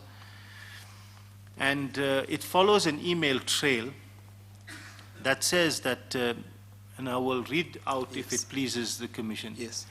It says, "Dear Mr. Peter, thank you for your email. We were very pleased to have a chance to meet with your group CEO, Mr. Brian Molefe, at the beginning of December. We expressed our interest in your tender for the 95 electric locomotives and the South African market as well. Regarding the tender document, we are contacting Mr.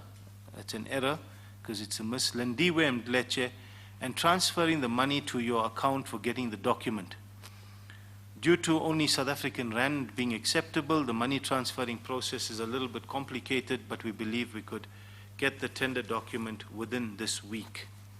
You are very kind to facilitate us your support on the tender document if we need and inform you."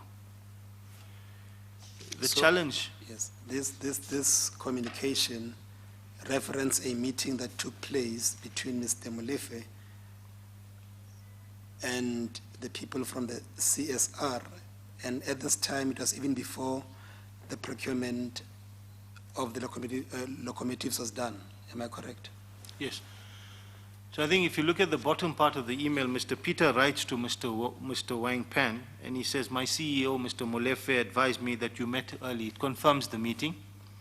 He also stated that CSR electric locomotive showed interest in participating in our next tender. What is interesting is that tender was already in play. On the 6th of December, that tender was already opened. The issue date is the 6th of December.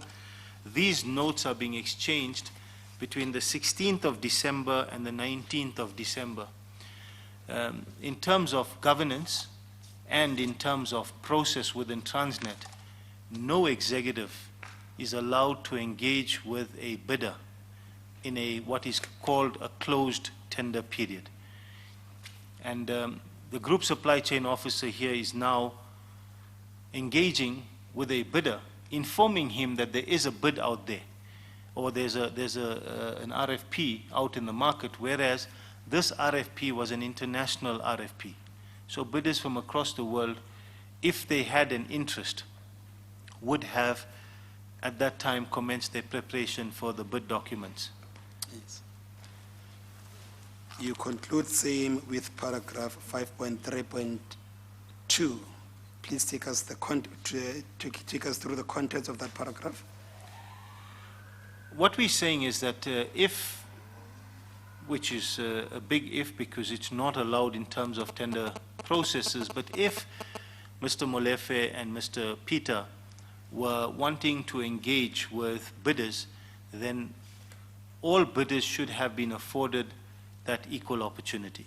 We're not sure what the conversations were in those meetings, and we're not sure what the discussions were. However, it is certain that there seems to be preferential treatment given to one bidder over the other, where a particular bidder is told, "I am not sure whether CSR is aware of this RFP."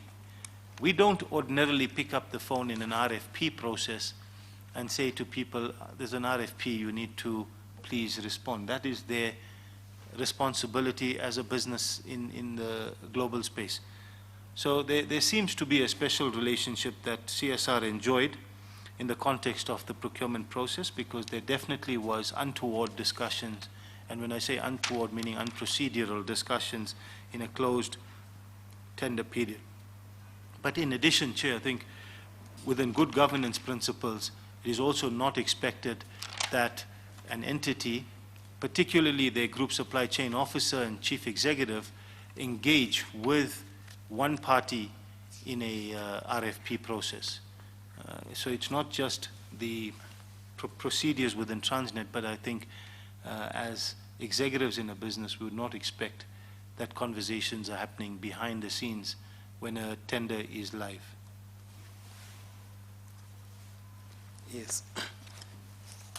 Now, could you address the new topic on page 10 from paragraph 5.3.3? You are dealing with the changing of the evaluation criteria in relation to the 95 locomotive transaction.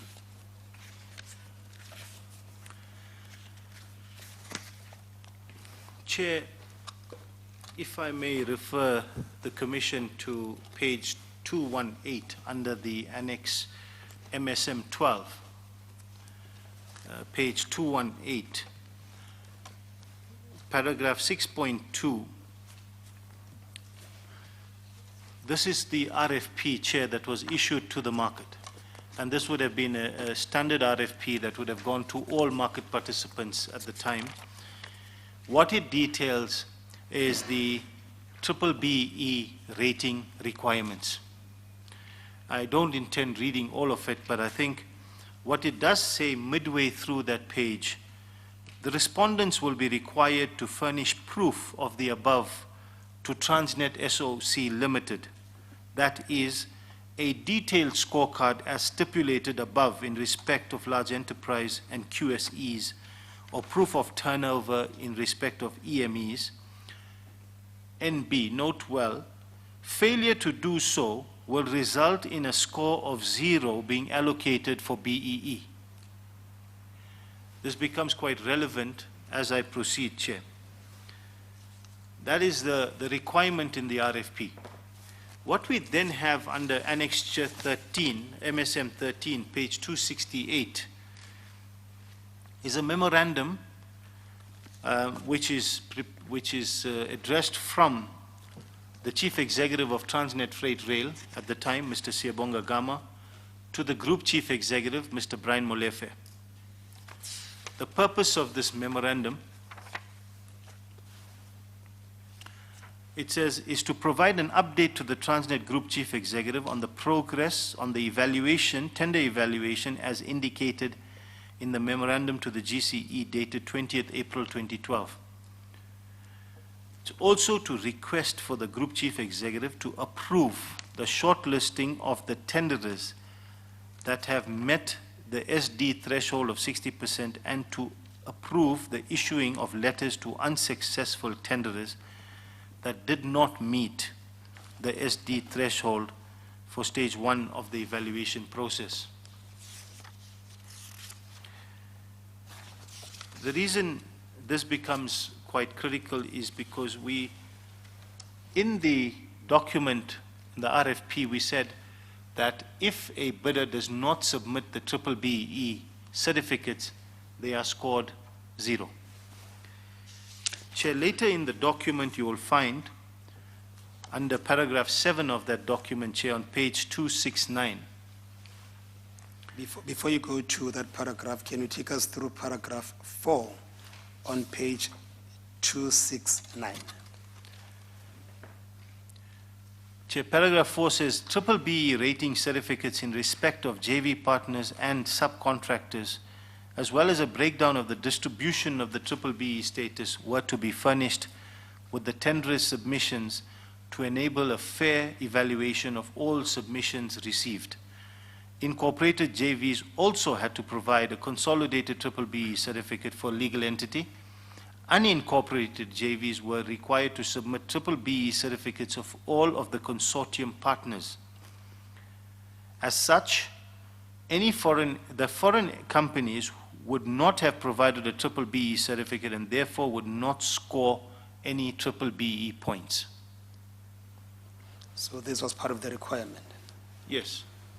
Yes. You wanted to take the chair to a different.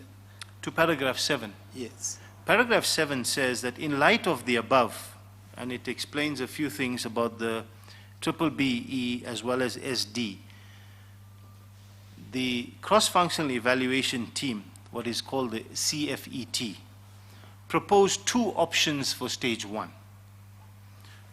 Option 1, as part of stage 1 of the SD evaluation and as per the RFP, it's important, Chair, because it says as per the RFP and the BADC submission, which was the Board Acquisitions and Disposals Council Subcommittee submission, the SD evaluation includes triple BE and FRC. The effect of this is that foreign tenderers that do not have local representation are prejudiced and will receive 0 on triple BE. This option does not support the triple BE Code of Good Practice, which allows for such foreign companies, if registered locally, to start up enterprises, etc.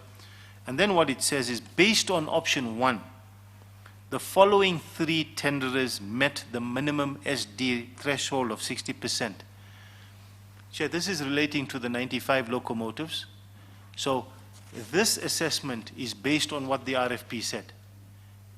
Based on the RFP assessment, 3 bidders qualified: Siemens, Bombardier, SSMM Consortium. Then there's an option 2, which is presented below, which essentially says, we will do everything except for this in the RFP, we will ignore this, and then now there are 5 bidders that qualify. And the bidders are Siemens, Bombardier, now comes CSR, there's a company called Nelasco Trading, A85, and SSMM. And on the following page, Chair, what is now submitted for approval to the GCE at the time, it says, on the last bullet under paragraph 9, it says that it is recommended that the GCE approves the issuing of letters to unsuccessful tenderers due to their bids not meeting the minimum SD evaluation threshold for stage 1, which is based on option 2, which was not in agreement with the RFP, by the way. So that process was not within the realms of the GCE's mandate. And the reason I say that is because they are explicit in the document that says that the BADC approved the terms of the RFP. The BADC would be the only committee that can change that. This kind of change could be prejudicial to another bidder, because had the bidders known that you were not going to look at this, you were going to ignore it, even though you said in your RFP that you will be scored 0. Had other bidders, they may not have, I mean, you may have had a number of other bidders on the table because they would have known that this particular piece was not relevant. So we issue it out as being mandatory, and then we ignore it, and then appoint or bring CSR into the mix of bidders. And that's why we're saying that it's under a bias where CSR, truthfully, if you look at this, and if it was evaluated in terms of the RFP, they would not have qualified in the first phase, the first stage, and they would have been excluded. But yet they were able to go to stage 2, Chair. Ordinarily, if you had issued a request for proposals and you had said these will be the criteria against which bids will be evaluated, and subsequent to the issuing of that request, you change your mind about some of the criteria, one or more, does the Transnet procurement regime say what should happen, namely whether you should reissue or you should issue an amended request for proposals, or whether it does allow that without amending the request for proposals and letting everybody know of the amendment, whether it does allow that you can change things provided maybe certain requirements are met. Chair, I think the first thing that happens is an assessment of that change of criteria. To determine whether it is a fundamental change, we have to look at obviously also the impact on other codes within the triple PFA, the Transnet procurement processes, as well as the PFMA. If the change is not deemed a significant change, then we would ordinarily inform, or we have the right to inform all of the bidders to say this is a change that has been effected, and will it change anything in your submission? But a change of this nature, where you had it as a mandatory, and you said that it's, in terms of us, we said what we submitted, we said failure to do so will result in 0, and now we're ignoring that, we would have had to have gone back to the Board Acquisition Disposals Committee to ask for guidance. There's a number of ways that you can deal with this. The first is you can actually call this a non-award and say that we are now fundamentally changing some of the criteria and reissue to the market. Ordinarily, if it was not deemed to be a significant deviation, it would at least have required us to inform all of the participants that initially had indicated an interest. Because this particular one went through compulsory briefing, and there was a whole host of processes that we followed at the time. And we should have at least disclosed it at some of those briefings. But clearly, again, it's 3 signatures on a document. Okay, thank you. Now, if I may refer you to page 270 and identify for the chair as to who signs the document. Chair, this document is signed by the Chief Procurement Officer of Transnet Freight Rail at that time, Mr. Tamsankwa Giani, the Chief Executive of Transnet Freight Rail at that time, Mr. Siyabonga Gama, and the Group Chief Executive of Transnet SOC Limited, Mr. Brian Molefe, at that time. Yes. In the light of what you've told the chair about the changing of the criteria or the mandatory requirements of the tender itself, would this have been a genuine mistake of people not understanding the RFP or not really understanding what were the requirements of the tender? Chair, in signing this as the Chief Procurement Officer, one would expect that the Procurement Officer is au fait with these rules, as they are the rules of the game of procurement. So I wouldn't, I would expect that the Chief Procurement Officer of an entity like Transnet Freight Rail know that this was a deviation, and that the deviation had to have been approved by the committee that originally approved the transaction. And also, one more thing, I think it's also important to note that this is a contravention of the PFMA as well, in terms of the processes of the PFMA that's applicable to Transnet. Yes. May I now refer you to page 11 of your statement? And let's now interrogate the issues under the heading payment of an unusual high advance payment. Can you please proceed highlighting those issues from paragraph 5.3.5? Chair, Transnet had executed a few transactions with Locomotive OEMs before the 1064. Some of them date back in the last 10 or 12 years, but nonetheless relevant, with Mitsui, and there were other contracts with General Electric. When I reference other, meaning outside of the 1064. In the contracts with General Electric, the negotiations yielded that we pay a deposit or an upfront fee of 10% of the contract. These are largely related to costs that the OEM will incur before the first locomotive is delivered, or before the delivery of any locomotives take place. The OEM has to spend money in setting up costs, in the plants that they have to build, etc. So there's quite a significant amount, but the practice was 10%.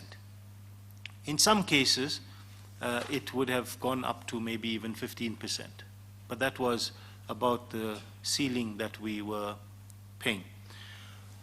On the 95 locomotives which we entered into in 2012 with China South Rail that we just discussed earlier on, we paid a 10% deposit to China South Rail, or an upfront fee of 10%, Chair. During the post-tender negotiations of 1064, there was a lot of rumblings in the corridors of Transnet that the negotiation team was contemplating a much more significant advance payment to some of the OEMs. Chair, I, during that time, personally called Mr. Anod Singh, asked him for an appointment because the team that was negotiating the 1064 was based at the Weber Wenzel offices and not at Transnet, and scheduled a meeting with him to inquire of him if it was true that the team is contemplating a higher deposit payment. He did not deny that. He did to some extent say that they were thinking about it, and what was my concern. And I said, well, there were two things. The first is that this is out of kilter with all of the negotiations that we've undertaken to date. And the second thing is that this, if it was higher than 10%, it was not necessarily budgeted for in our cash flows. And thereby it would impact significantly some of the key ratios of Transnet, the financial ratios, particularly the cash that was going to leave the business, and it would impact our, what is called the cash interest cover. A cover that is, or a ratio that is a focus of a number of institutions globally and locally, including financial institutions, but also credit rating agencies. In having that discussion with him, he acknowledged my discomfort, and he advised that he would consider my discomfort, and he would consider what they would look at. And that was when that conversation ended.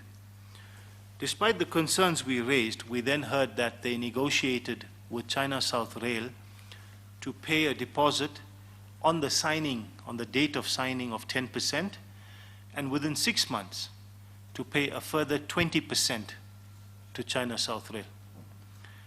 Chair, the quantum of these percentages equates to the following. The China South Rail contract is 18 billion rand.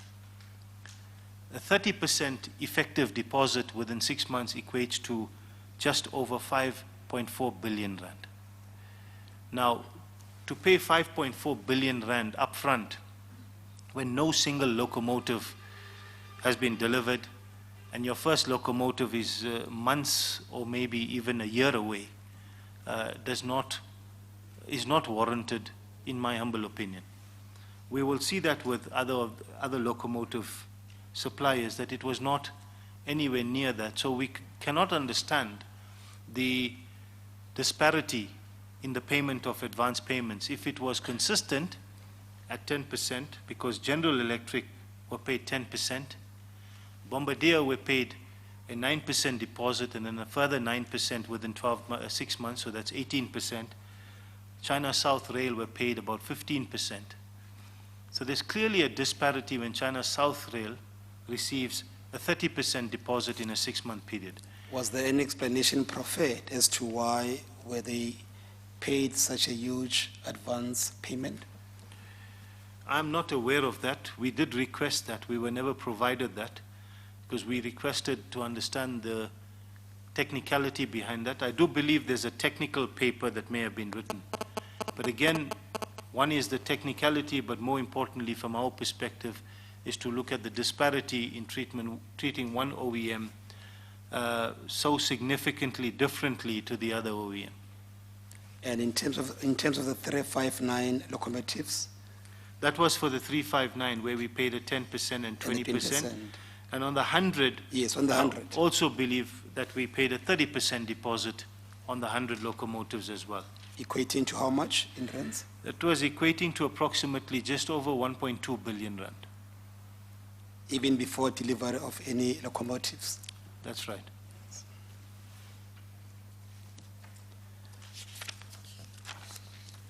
May we then deal with your next topic from paragraph 5.3.9. Chair, it's on page 11.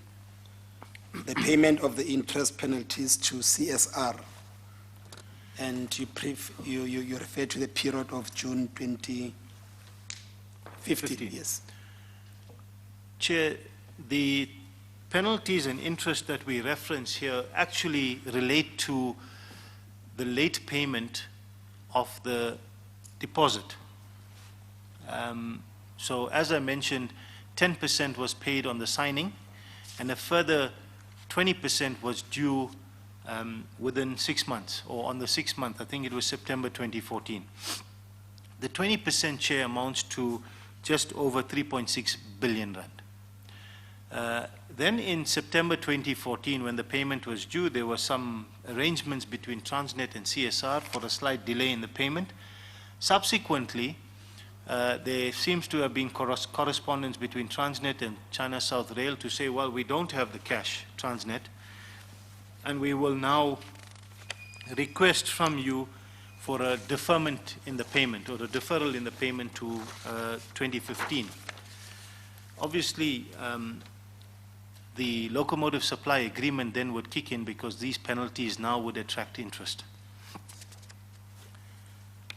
What is not necessarily making sense from our perspective, Chair, is that Transnet at the time has had significant credit facilities available that we could have utilized. And the interest rate on those facilities was averaging between 6.4% and 7%, whereas the locomotive supply agreement called for interest to be paid at prime rates. The prime at the time was in the region of 9.25%. Now, we then continued in June 2015 to pay China South Rail an amount of 229 million for interest, and an amount including VAT of 68 million rand for what came across as further hedging costs. I will deal with each one of these, Chair, if it is okay, as each one of them has a different nuance. Yes. The interest amounting to 229 million, as I said, we could have utilized our facilities internally at Transnet with banks that we already had relationships, and we could have paid an interest rate of between 6.4 and 7%, which was significantly lower, would have been significantly lower than the 229 million.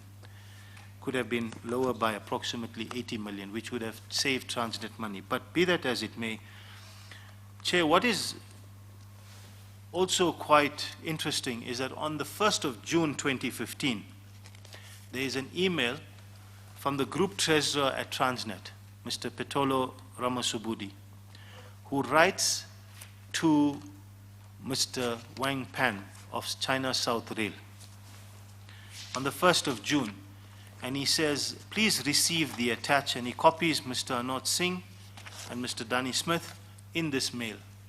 Mr. Chair, may I refer you to page 272, and that is MSM 14.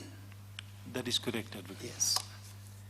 While the Chair is finding his way to that document, if you go to page 272 and identify that document for us. Chair, this is an email from Mr. Ramasubudi of Transnet on Monday, the 1st of June 2015 at 11:21 to China South Rail, Mr. Wang Pan. Yes, and what does he attach to his email? If you go to page 273. Chair, on page 273 is a spreadsheet, an Excel spreadsheet that was attached to this mail, which goes on to do the calculations of the interest that should be billed to Transnet. Essentially, this is odd because why would I, as Transnet, write to a supplier and say, this is the interest you need to bill me? That is the role and responsibility of the supplier to bill me interest if he deems it necessary. So we precipitate an action. We do the calculation. We actually go ahead and send the calculation to the supplier and say, this is what you need to bill me. And obviously, a day later, Go to page 274 274, and identify that document for us in the This sequence is- of evidence. Mr. Wang Pan, otherwise known as Alton at CSR, essentially writes back to us on the 3rd of June at 9 minutes past midnight. He writes to Mr. Anot Singh and copies Mr. Petolo Ramasubudi and a few other people, and he says, please find attached the invoices and the latest statement as you requested. And attaches an invoice for 229 million, Chair, and a second invoice that is attached, Chair, under the number of Let's- 278. Let's start with the one on 275 and onwards. Are those the invoices? Yes, Chair, these are invoices. 275 is the invoice for the deposit amount.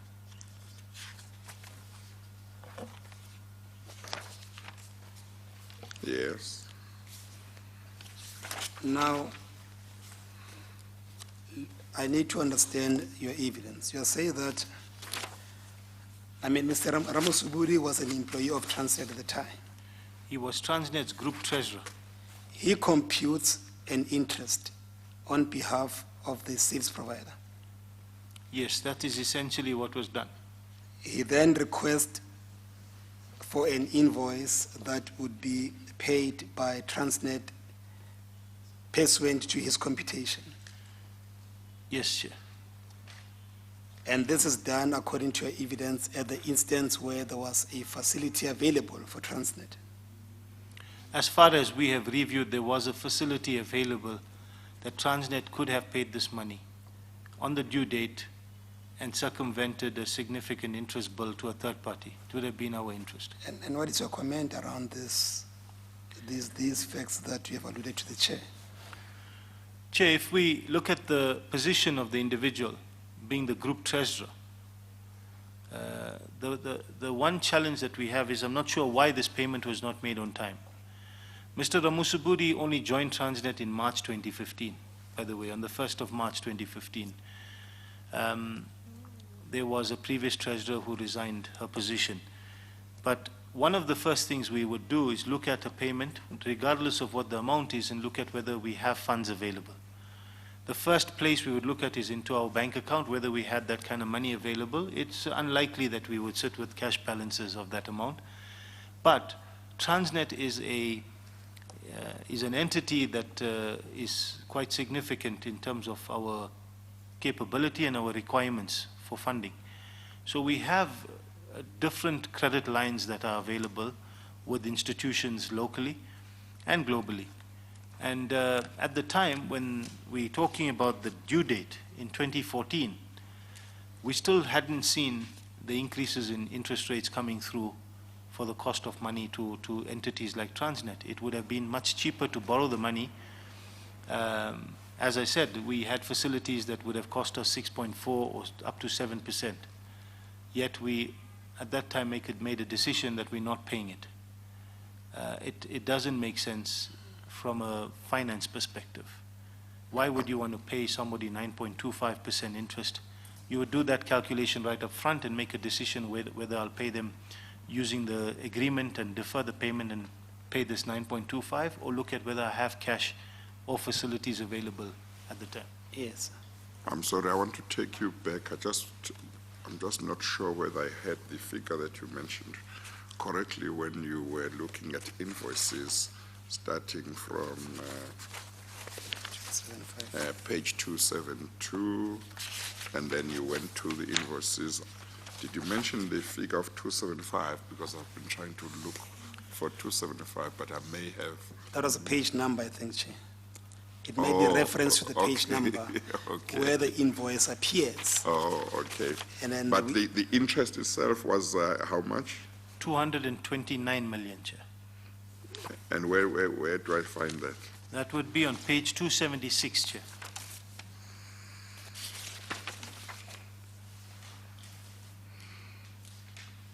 Well, on page 276, I've got figures I've got there is 229, 229, 229.